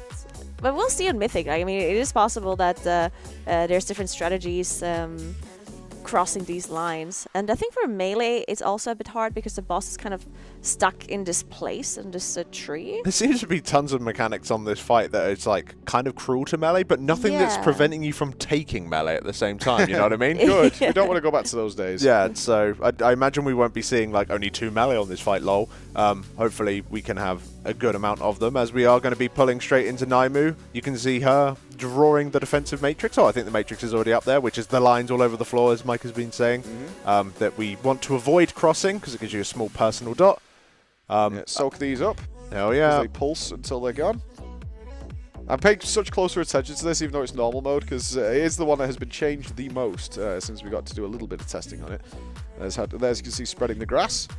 Yeah, tank drops an orb at the side and it gives him efflorescence as he comes back. Efflorescence being the grass that makes it so you can go over the lines without taking any damage. Yeah, can we go to Mirrors and Andy production? Just to have a little looky look at that. How fast was that? Jesus Christ. They're on it. First day. Cool flex, I'll allow it.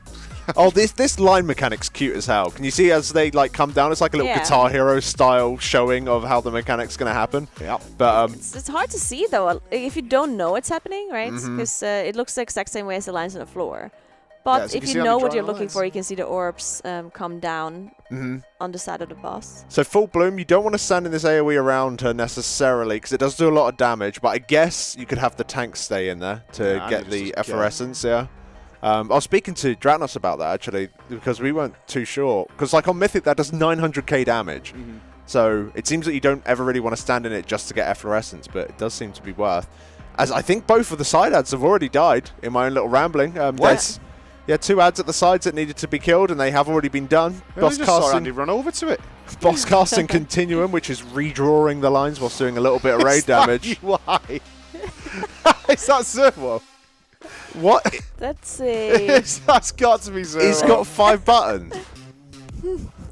That's Dude Rain's coat? Is that what he's called? Dude on Scoot. Oh, okay. okay. That's a I like classy it, though. UI, Servo. He's Beautiful. very difficult. It's clean. Yeah. Yeah. I love keeping empty bars on my screen just to remind me they're there. Yeah, he is #1 on the damage, so I'm not questioning his ability by any means. Just looks a little odd. Ping, not really an issue for the guys. I'll be interested to see the feedback after they've done all experience now, playing on NA in some sort of raid environment, as to what they actually thought of the ping. Yeah, I was going to say the same thing because, of course, Limit at the time, but Liquid, they played in London, some of them, during, what was that? Was that? I think it was nearly the Desire whole Eternal Law? Palace, yeah. Yeah. Oh, was that Eternal Palace, was it? Yeah, so... Oh, you didn't come to that studio, did you? No, I was too fact busy. because they had pieces in there as well. 2 guilds in that one Yeah. basement. The thing is, it was in London, and I live in London, so it was a bit far. I'm not getting out of bed for that. No, I wasn't there for that one. I went to the one with Method beforehand, but it was a very small space. That must have been one aromatic environment. Yeah, I was there, and it was during the heat wave as well in London. Ah, nice. So it was incredibly hot, and all of the ACs were at the player rooms because they needed it, of course. The casters got nothing, so the casters were just Sounds right. sitting in our own sweat. It was great. Oh, yeah. You don't know what we go through. We had to have cold pizza today. I know. Aww. And apparently pizza salad is something you eat in Sweden. so- I heard that conversation where the Swedes were trying That to explain looks to us cool pizza as hell, salad. by the way. Yeah. This is what I'm hoping for to be my favourite boss of the raid. Dude, Oh, this yeah, looks this one- awesome. Yeah. As soon as we tested this, I tweeted out, like, this boss is dope. And then I think Scribe did the same thing, like, 10 minutes later. I wasn't testing with Echo. And then I think Max did as well after. It's like, this has the potential to be an absolute monster. I can't believe all of them just stole your tweet. I know, right? And then they sabotaged the train system. It's that Aya. Wow. Vicious. That's what it is. But this fight, I really hope they tune this correctly. I so hope. Of course, on normal mode, you're going to see this fight get destroyed to the point where it might not really seem like... it's not... This is one of the fights that, like, it really needs to be in full motion for you to kind of get, like, oh, this is going to be awesome, or this is awesome. Whereas I think on normal mode, some people might be going, like, what? Like, Yeah. what's going on? What else do you like about this boss, though? Like, I like that it's a hell of a lot of movement while also being a pure DPS check. The mechanics are not complex. It's a good idea for the patchwork of the raid and the Sludge Fist, right? If you think about Sludge Fist and patchwork, they have a little bit going on, enough to keep your brain engaged, but you have to really... I mean, you're a Moon Kid, so you understand. But you need to, like, focus on your DPS, like, really heavily and make sure you min-max everything if they get the tuning correct. Like, I like that kind of fight at this point because it's late enough in the raid to be... Every global from everybody has to be bang on. That's what I like about it. Did you see that really nice formation though? If we can get a recap of that one just to see how they did it, because that looked so cool. Like they I missed were it. all... Yeah, hopefully we get to see it again. I did notice it looked nice, but I didn't actually see... Yeah, they were prepared for this. Like, I'm not sure... There we go. Yeah, there we go. We can see it again there. So pretty. You can see people now soaking it. Basically, if you don't have a circle, you go and soak the big circle. But it's crucial you do soak. You can't dodge, which I know we were trying to drill into people while we were doing the testing, is if you got the... if you didn't get chosen with the circle first, so people just didn't do anything. They didn't go into soak. But if you don't get the soak debuff, you don't get the orbs that give you the damage buff. So you have to take part in the mechanics, even though you can dodge. Oh, but talking of the orbs. Yeah, so there they come. These orbs each give you some damage, but soaking them doesn't extend your duration, so you just want to soak them all up immediately. Yeah. Is the idea. That's the min-maxing we were talking about. Like, getting that perfectly right to time with everything is what I hope this fight comes down to. But you can see all of the big swirlies, the concentric circles, so to speak. These patterns, I think, on Mythic are set, and they are cruel. They are unbelievably funny. Just wait until you, like, assuming that they've kept it, there was one where you need to be in the very dead center, and the next one is the very edge. Oh, it's like gateway or die. It's great. Can't very, wait very cool to see. to get these combos again where one priest gets Evoker rescued into another priest grip. To gateway. And then somebody gets forgotten, left me. Dude! We'll be calling out on Cass for dying. It's a terrible player. These priests, man, they're all just trash. Yeah. Because it's got this Balrog vibe for me. I don't know. There's something about this fight that really excites me if it's tuned properly. I want it to come down to like the room being completely filled, really tight movement at the end. You know, like the last little spaces left, almost like Ragnaros heroic. If you did that, I think you did, Al. And I'm not sure if you did that, Nagura, but you're down to that last tiny little spot. Try to squeeze that bit of damage out, and that's what I hope to see. But if it's relatively undertuned, yeah, he's not going to be. Yeah, it's going to be similar to our. I can't even remember his name. What was the boy Guardian? this? Is that the... Oh, Guardian wasn't great. Was it Magmarax? Magmarax was the big fire dog boy. Magmarax, Yeah, literally did nothing. That was big. That was similar though, right? Both Guardian and Magmarax were like somewhat later bosses and single target fights that people always are excited for, because people like difficult patchwork fights, right? Yeah. But yeah, it's very difficult to tune them. Ooh. Any audio? Hold on. You can do it. There we go. Thanks. Bye. There you go.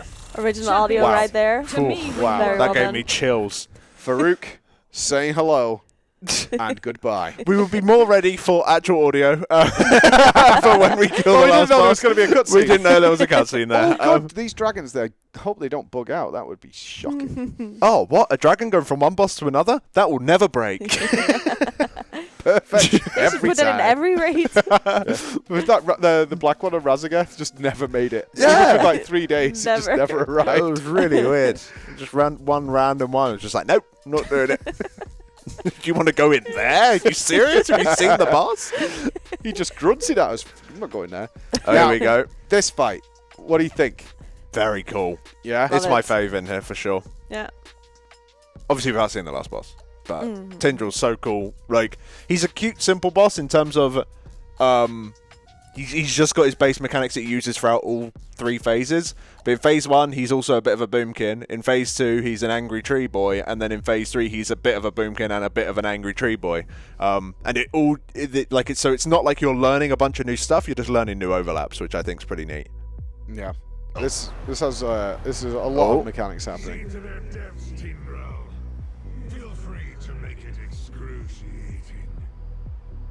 Yeah.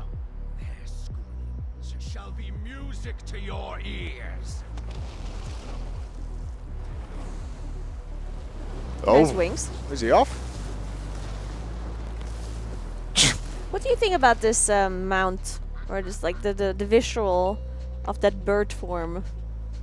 You're asking for more druid forms? No, like actually, yes. In all fairness, yes, yeah, I would be as well. It's awesome looking. As we're heading into Sage Swift right now, good old Tindril. Are we going with T Swift? T Swift? I mean, they've done it intentionally, Yeah, right? let's do it. Oh. What's It is Tandril T-Swift. Sage Swift, right? Tindril It's Sage for sure T Swift. Swift. Are you Swifty? Not really. I mean, I like her, but her music. Unbelievable. I should have said this out loud. Yeah, I no, heard you it. just made enemies. I'm definitely aware of its existence. So you can see the boss going into Boomkin form here, putting some dots on everybody, but the main thing is this large fire beam. They're going to be moving out of this. And on Heroic, at least, it sends out like more... Oh, no, cool. So yeah, it does send out these waves on normal mode. On Heroic, it pulses a few more times for a few more waves. Here's the root. Yep, entangling roots. And it's got a really cool twist on Mythic. Yep. I'm setting you up there to explain that, Al. It does. As we're going into the next phase. You're the worst. Dragonfly in time. Let's do it, boys. Yeah, I'm not entirely saying now until tomorrow. And so, but they've done this well. It's fun. It's what I like about it is that each of the buffs, like you want to collect the green orbs, stay away from the red ones. If you're trash at this, so you can't get any of them, you can just fly to the next platform and let your team carry you. Yep. Because the green orbs, they give this buff to the entire raid. And there's only a finite amount of orbs. So if you've got like, half the raid that's really good at Dragonfly and the other half that can barely, fly from one point to another, then just send it that way. It should be I also okay. have a question. Because if someone is dragon riding, you can like tag along, right? Like a tiny whelpling dragon. It's a little whelpling thing. Yeah, you're right. Do you think you can do that? Because Oh. he already died. Yeah, instantly wiped you out for trying to cheat on the dragon riding. But yeah, it's short. It's also quick.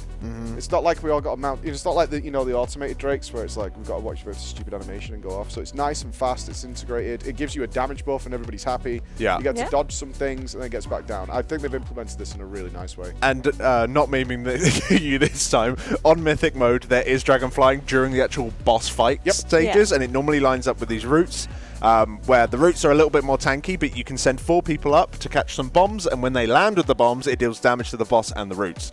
So it would actually be, I think if you were even looking at it from pure numbers, assuming it's tracked by details, it would actually be a damage increase to probably go up and take those bombs and come down. Crashing down, do 400k damage to like 20 odd targets. Healer job, right?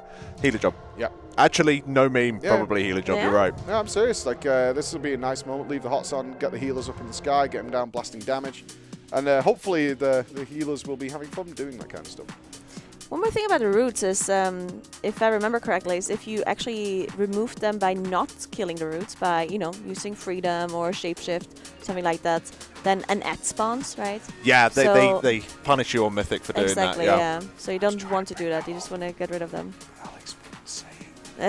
Oh, that's the setup you wanted to do. I say, you know what I mean? I set I it thought up you, for I the thought tennis, you the did the setup volleyball. for the going up and not the No. ad spawn. But it's I was trying to lead us into an interesting conversation, Alex, but you ruined it, obviously. But they've come up with a cool way of. You remember they went through a period where everybody was just bubbling and ice blocking and stuff like Tomb of Sargeras. Yeah. And then they were like, okay, so we're just going to make the spells go through immunity. Like that was their quick and dirty solution. But now they've come up with a way. It was like, okay, you can do this, but we'll punish you in a different way. So what we're describing is these routes. If you like pre-freedom or freedom people, which will break the route, it's going to spawn a giant ad, which you do not want to deal with. So that's how they're counteracting you, coming up with cheese mechanics to get around it. But I think as far as I'm aware, the ad it's not too bad by itself, but if the entire raid cheese, you'll be in trouble because Yeah. the combined damage of all the ads would be problematic. So I think you might see some people using it to get out those routes early, but we'll see. Maybe they As do it on Sage- purpose. Yeah. Right? To get funnel.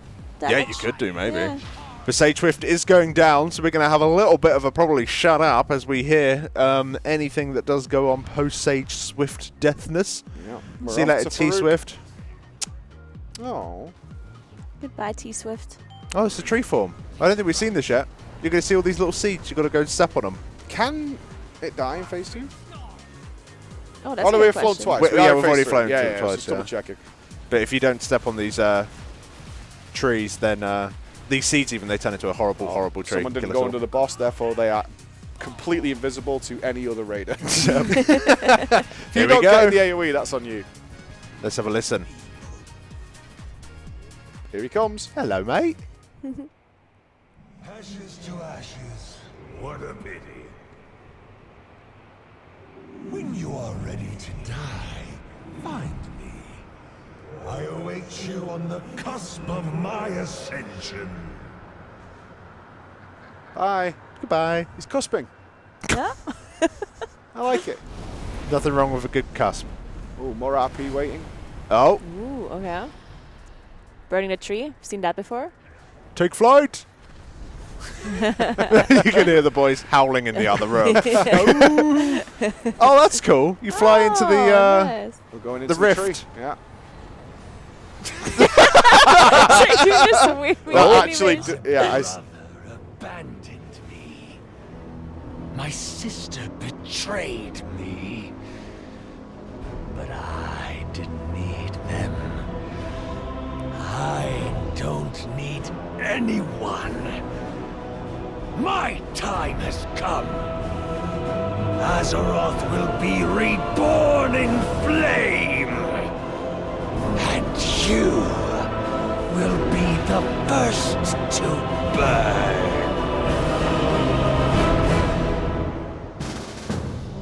Alright, cool. Okay. You can see Roger pretty happy with that cutscene, Yeah. but not ready to let Firak. Farak is the correct term. We're aware of that. I'm just telling you now. Never saying it again. I love the room. Yeah, I'm just sort of Yeah. drinking in the environment here. Those are the 4 seeds roots. we're protecting. Yep, so you got the 4 roots coming out, those little tendrils from the far side of the room there. If any fire touches those, we're going to be in trouble. But aside from that, let's see what they're going to try and do here. Any Gambo? Are they going to wipe? Maybe on purpose. Maybe on purpose. I think. Just to test some stuff, maybe. Can you see that one person's left the instance? Yes, I can. They're keeping they're the keeping lockout. the, So they'll probably so just they can kill just this kill boss it, yeah. for the YOLOs now, and then they'll go in and do whatever they want. Yeah. But here we go, jumping into the final boss of Dragonflight for the first time. Dragging the boss towards the edge. Oh, That's Comes the fast. fire. that's how the fire works? Interesting. Yeah, I didn't know that either. Interesting. Does it just Do you think grow this- from here? Do you think this is just a DPS check for this phase? Could be. Well, there's I mean, more we fire do know if you now. think about Sarkareth, they had a Oh. brutal phase 1. Doesn't seem to be growing, So though, that's the the outside. fire. Yeah, no, so it isn't growing. Yeah, okay. Yeah, it's so not it's just like- spreading. It's going to keep increasing though. It's got a natural. There we a timer go, on it, yeah. So there's a It's a hard soft enrage. okay. So of course this fire, if it does reach any of those roots, as I just said, it will kill yous. By burning down the world tree. We can't do that twice. Oh, can we? Because there's a dream within a dream. I bet. With another tree. Do you know what happens in the cutscene? It burns down anyway. Oh. You know they'll do it. So that's a rift. If you get too close to that rift, you get 1 slapped. It actually does do flat fall-off damage as well, so you do want to keep your distance from it. But otherwise, this is pretty simple. You need to get dispelled. I can't remember. I think it just does ever-increasing healing absorb. Yeah. Or dot, one of the two. But during this, you want to dodge all the flames on the ground and the people with the swirlies. Make sure you put them nice and far away, out of the way. Yeah. Oh, did you see that? When you place the fire in a pre-existing fire patch, it bounced out of it, making it so you can't stack them up. That makes a lot of It's not sense. allowing you Clever, to cheese Blizz. it. Clever. This is what we were saying again. They're finding Yeah. other ways of causing anti-cheese. That's very smart. I like it. So boss screwed off after, well, sub 70. 70, I think. Oh yeah, that is known. Woo! For Dragon form, let's go. he's Boss not has a very shield big. here. We got to break it. Oh no, it's happening again. It's Razageth. Yeah, soak the orb. Makes Soak, sense. soak. They are siblings. Ooh, and it looks like the orbs are spawning, like the fire patches are becoming the Disappearing, orbs, yeah, right? yeah. So the more fire patches you spawn in phase 1, the more orbs will be spawning in this phase 2, right? Perhaps you might be right, actually. Good call. That could get real crispy and mythic. That could be a lot Yeah. of orbs. So you can see there, not only is the boss landing, but you can see at the top of your screen the heart of Amirdrassil is a friendly NPC that's slowly losing health that you can't heal, but you will see these ads that we're trying to travel towards. What on earth is happening that over is there? really Yeah, these are cool. all the Aspects, right? Yes. Oh, That's they cool have as to be hell. healed, right? Yeah. Yeah, so these need to be healed. Classic, you'll see this in mage towers and all kinds of things with these ads that need healing. Very cool. They're having a good time because they don't know what's going on. Yeah. There's something so nice about the Dungeon Journal translation into the actual gameplay. Like, you can predict what's going to happen, but when you see it for the first time, it's so fun. As we're all engaged now, we're all like leaning over the couch. It reminds me of Archimond Mythic Face, where you get these ads spawn. Oh, no. Yeah. No, I remember trying to keep them apart. So this Yeah. charge here should spawn some ads. Obviously, you don't want to be in it. And the ads that do spawn, they will hurt the healing ads quite significantly. So you really want to make sure that these are dealt with. Doesn't they're CCable and grippable. So there we go. We're going to be... Does this not feel a little bit like Razageth done right? Oh, maybe a little bit. Like, screw you guys. Here we go. So you go. You can see the spirits of the Kaldore making their way towards the tree. Very cool animation as well from the dragon flying through. Yeah, and really clear as well. Yeah. I mean, looking at the environment, the room they've made it very obvious where the mechanics are. We're not getting that purple on purple Sakura style. Yeah, I like it a Or lot. the red on red, like the Smolderon just before, strangely enough. And Unats with purple on purple on purple on purple. Many, many purples. Handle it. Or not for 700 pulls. That is a rough fight. Yeah.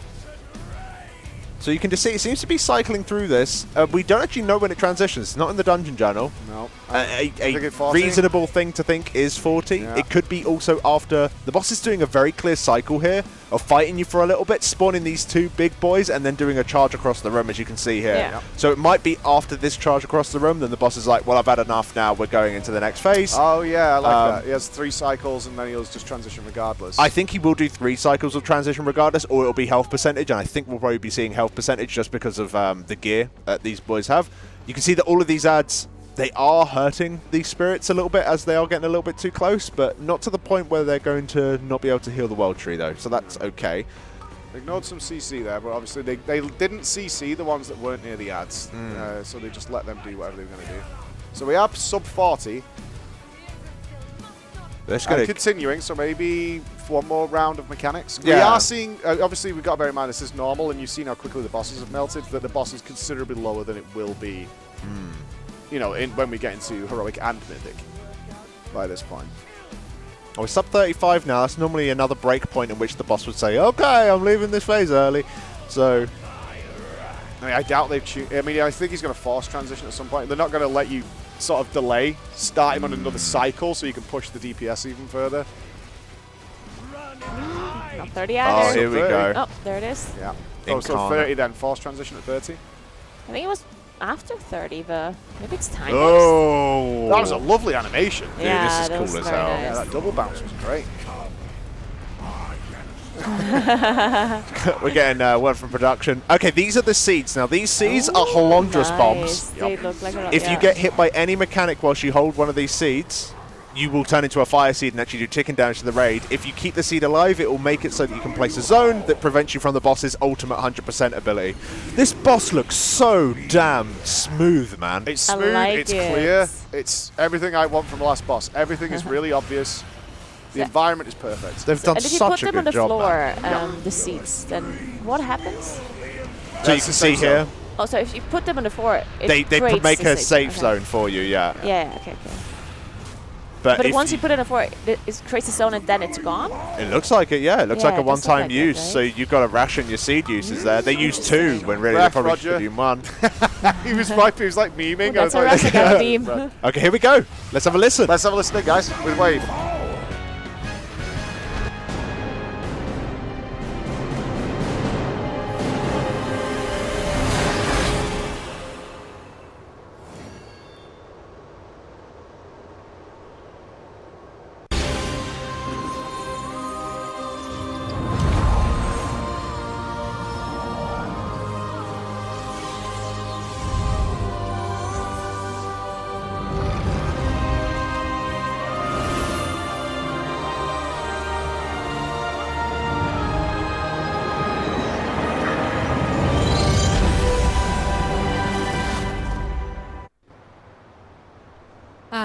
Amirdrassil, what has happened? Something unexpected.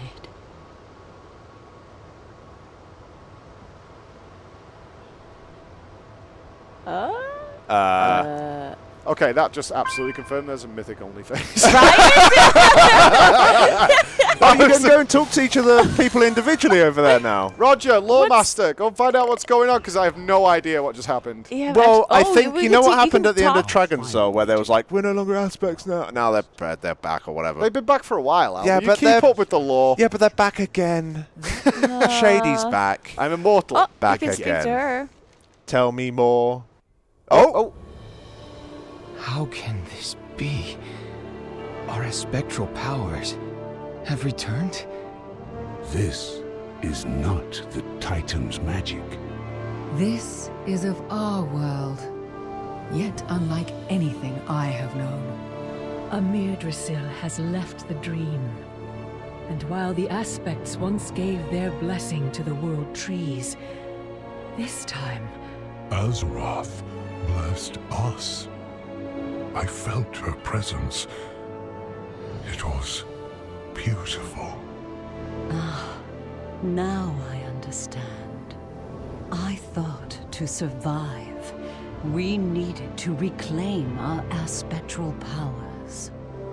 But they were never ours to take. It was about coming together as a family. And so we did. Perhaps as we were always meant to. All of us. When the Titans granted us power, it divided dragonkind. But in uniting for a cause greater than ourselves, Azeroth's gift has made us, at last, truly whole. We will use these lessons, old and new, to protect our world as her aspects. Family. So the aspects were the friends we made along the way? Yeah. This is setting up for World Soul Saga. Okie dokie. Well, I'm going to let someone else cut that Yeah. one to pieces Nobble. and dissect it. Nobble. Let's call him. I look forward to Did you just watch this dude? What the hell's going on? I'll text him. I think this fight does, though. I know we're having a little bit of a meme about it. It looks perfect for a Mythic. I cannot only wait phase. for Mythic. Oh, dude, this fight looks so good. Like, these guys obviously just annihilated all of it, and it looks like Roger just gave us a little wave there as they may be going into some normal mode. Wait, can we confirm Echo has world first for Ak? Oh, yeah. Was that the first Oh. kill, actually, that- out of interest? Okay, it's Checking. being We're checked checking, for we're us. checking. World first for Echo? Claimed. Yeah, so we're not entirely too sure who's actually killed it or not yet. But still, awesome to see. Yeah. I think that last fight was really has some good potential. I love the way that the phase one was just progressing, and just like the way that the fire marched forward across the room kind of added a layer of tension, because there was nothing you could do to prevent those things from burning, apart from nuking the boss quick enough. Might very well, depending on the check, force your hunter to be in there now. I think we can safely say that if phase one has a tight check, then it might very well be worth bringing in that hunter's mark for it. And actively, like you saw that, Nagura, is actively preventing you from stacking. Like, because that's Yeah, the I like that a go-to. lot. That is really cool to see. Because generally when there's a boss where you can cheese a lot of things, and it's like immune this, do this, and like walk in to drop a zone. It's always has this like. Sometimes it's nice to see them come up with the idea, with the strategy, but most of the time it's like, oh, you know, I wish they would have just played it the intended way. And I think Blizzard really thinks about these things now to see that if you try to stack it, it just spawns over. That means you might as well just put it there in the first place, and all of the immunities, all of the other things are not really going to help you out, and that is really cool. Yeah, and it also promotes some class diversity as well. It's like it's not pushing you to bring certain classes just so they can get around certain mechanics, because the fight actually prevents you from doing so. What Echo's plan is now? Heroic? Not entirely too sure what they're going to be jumping into just yet. One thing that I would say, though, is that I think that last fight really does push the whole idea of like being able to control the ads in phase 2 in order to make like gaps for people to come through. Really pushes the utility of other classes as well, because it's not just grips that are going to be overpowered, which they are, but you know, even knockbacks and things like that as well. So you might be seeing some different choices of talent trees and things that you otherwise might not interact with too much, especially on an important last boss. Is really quite nice to see, actually. I just love the flow of that fight. Just the way the boss left and came back. It didn't really feel Like, they thought of, like, any time you can't hit anything in a fight is the worst time ever. So they made it so 2 ad spawn, 2 big boy infernal spawn that you need to deal with whilst the boss goes away. It's like they just, from a first look, looks good. It's amazing. And then we're pretty sure they're first. By the way. Okay, Says fair Reaction. enough. We're There still we not go. 100% confirmation, but let's just say pretty sure it's good enough. But yeah, I also think on Mythic, it could be very different how the breath works as well. Like maybe the breath is in different positions. The ads maybe do too much damage when you stack them, so maybe you have to spread them out to make 2 groups, something like that. Even with the ads that go towards the boss, it might be a little bit of an issue with Evoker, with Preservation Evoker range, I was thinking. Because the platform is pretty big, so maybe they will have some issues. We'll see about that. Got to do pushback shenanigans with Dream Breath in this one. All those sides go over the entire room and Dream Breath the hell out of them. Yeah. But yeah, everything was... I'm just so happy the last boss is clear. Like, I hated that with Sarkareth, is when we first started seeing it. It was, Purple. all the colours all mixed together in this sort of, like, paint can of just pouring everything in there to see what's going on. But everything was crystal clear there. And it all looks like... When they turn that stuff up, I mean, obviously we saw it in normal mode. Which is whatever. For the Race to World First guilds, I'm not dismissing normal mode guilds.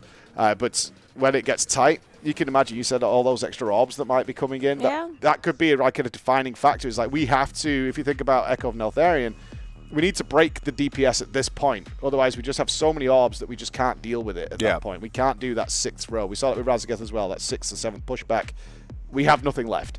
You know, and if Blizzard's designed it that way, which they have been doing for these last bosses for a while, we could see some really intense phase 1 and probably see that kind of prog that we see is like, okay, we're bloodlusting phase 1. Now we can't. Okay, we need to fix how we're going to deal with this because phase 2 demands even more of us to get there as well. And then the final phase is... I liked it. It did, you were right, though. It did look like those seeds were one and done. So you have a finite time, and I like that. And the thing is... It'll be a hard end rage then, basically. Yep. Yeah, and it's so easy because you're going to lose seeds as well. But one thing, it depends on how catastrophic it is when you do lose a seed. Because obviously it will mean that you're going to wipe, right? Because you've lost a seed, especially on Mythic. But if you can make it, even if it just means that seed is gone, well, that means you can't see the last 30 seconds. But we can still practice our prog for a little bit. Those kind of things in fights, they're mostly overlooked. But things that help you prog, actually really, really welcome to a lot of guilds, It's like, doesn't matter if we screw that bit up, just keep playing it so we can get our practice in, and hopefully it's something like that for, of course, the majority of guilds, but not for these guys. I'd rather it be one touch and they're all dead and they have to try all over again, because that's far more funny. But yeah, it's incredible to see them get through it, all nice and done. This instance looks like it's going to be an absolute banger. They're going back in. Are they? I think we might be going to Heroic as well. Oh. But they are not. Oh no, they're not. They're all. I see them stand up. They're leaving. Oh no, they're just getting nothing but. Oh yeah, they're just all getting loads of chockies and they're heading home. Yeah. Totally not doing anything else within the instance. So we will have to throw it on over to a showcase. Hold on. Sorry. Right, yes, so we're going to throw it on over to some music for a little bit, and we will catch you guys very, very soon, especially as the EU servers come up, and we'll be slamming it for real with you guys over there. See you soon. Let's go. Cutting edge metal posters for the next generation of collectors. Geeky, magnet mounted, incredibly stylish, modern wall art that hits every beat. Discover officially licensed designs from the brands you love and watch them work as a team. Welcome to a whole new wall. Displate. Collect your passions.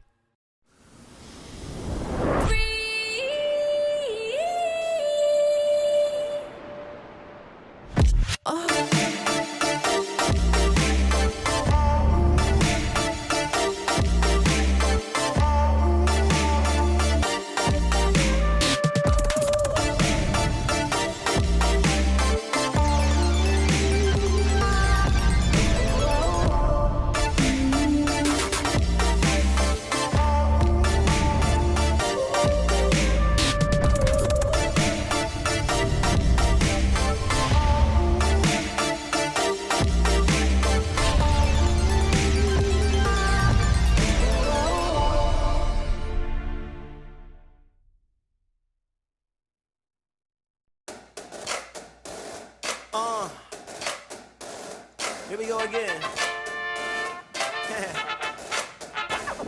Flex, walk like I mean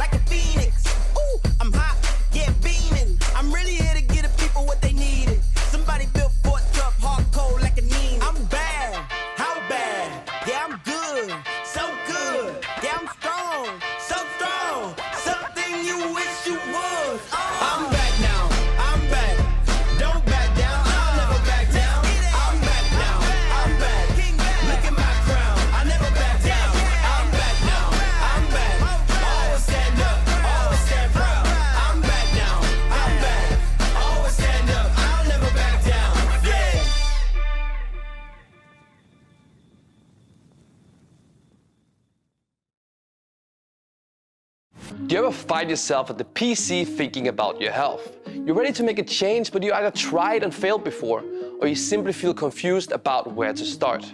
At Games for Gamers, we've developed the Inner Circle, a system designed exclusively for gamers who want to shed fat, gain muscle, and become overall healthier without having to grind it out on the treadmill or skip those snack breaks during gaming. We've already helped over 1,000 gamers. Gamers like Casper, who dropped an amazing 80 kilograms in just 40 weeks, allowing him to fit his favorite clothes once again. And let's not forget about KP. He's been adding on some solid lean muscle mass while also reducing his body fat percentage. And those two are just the tip of the iceberg. So if you're ready to get in shape without having to compromise your life or gaming, then visit gamesforgamers.com and use the code ECHO for 30% off. With generational improvements, aesthetic updates, and our consistently high build quality, this system is bound to be the envy of both family and friends alike. For yours, check out StarForgeSystems.com, and I'll see you in the Forge.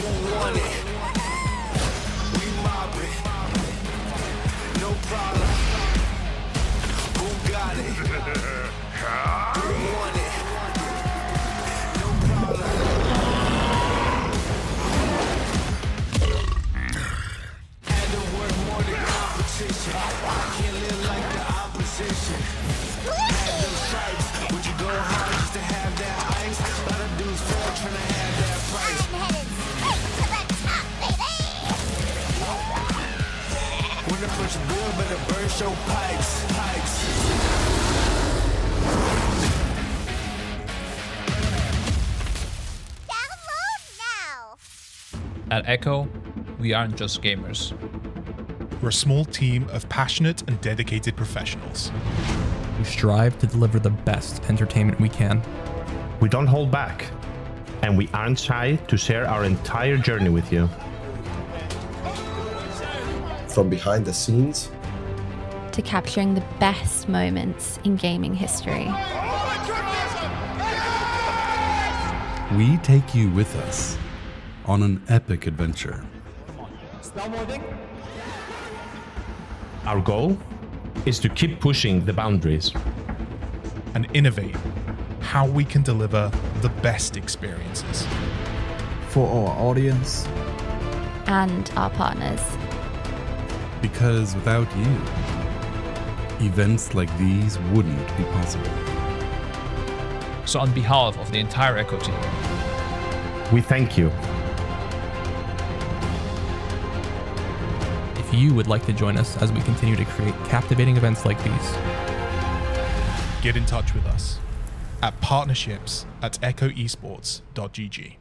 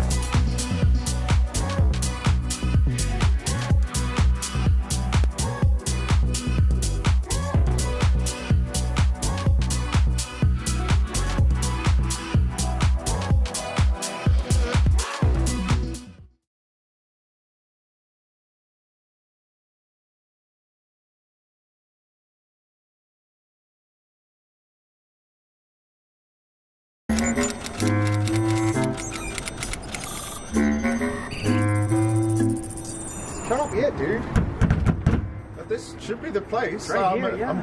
Are you sure? I'm an expert. It doesn't feel like America. It's it's a little too cold to be LA.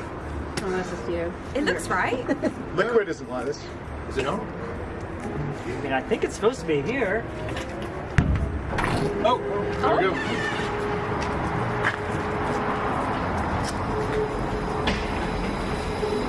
Ooh, a secret lab.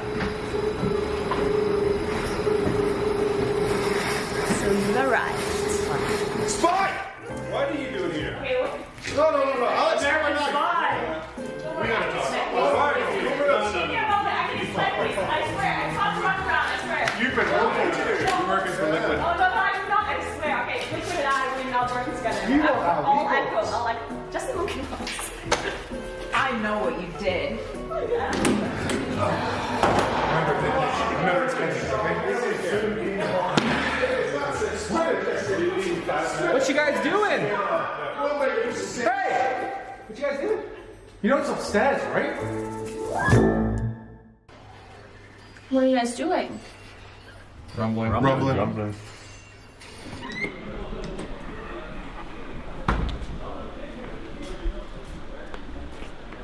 Really? I thought you said it got better. What is this place? I made a very bad decision This coming can't be here. the venue. Hey guys, it's over here. Baby, I got you. When you feel like falling, I'll be there to prove. Yeah, that baby, I got you. No matter the distance, no matter the hoops. Welcome to the Race the World's First! Baby, I got you.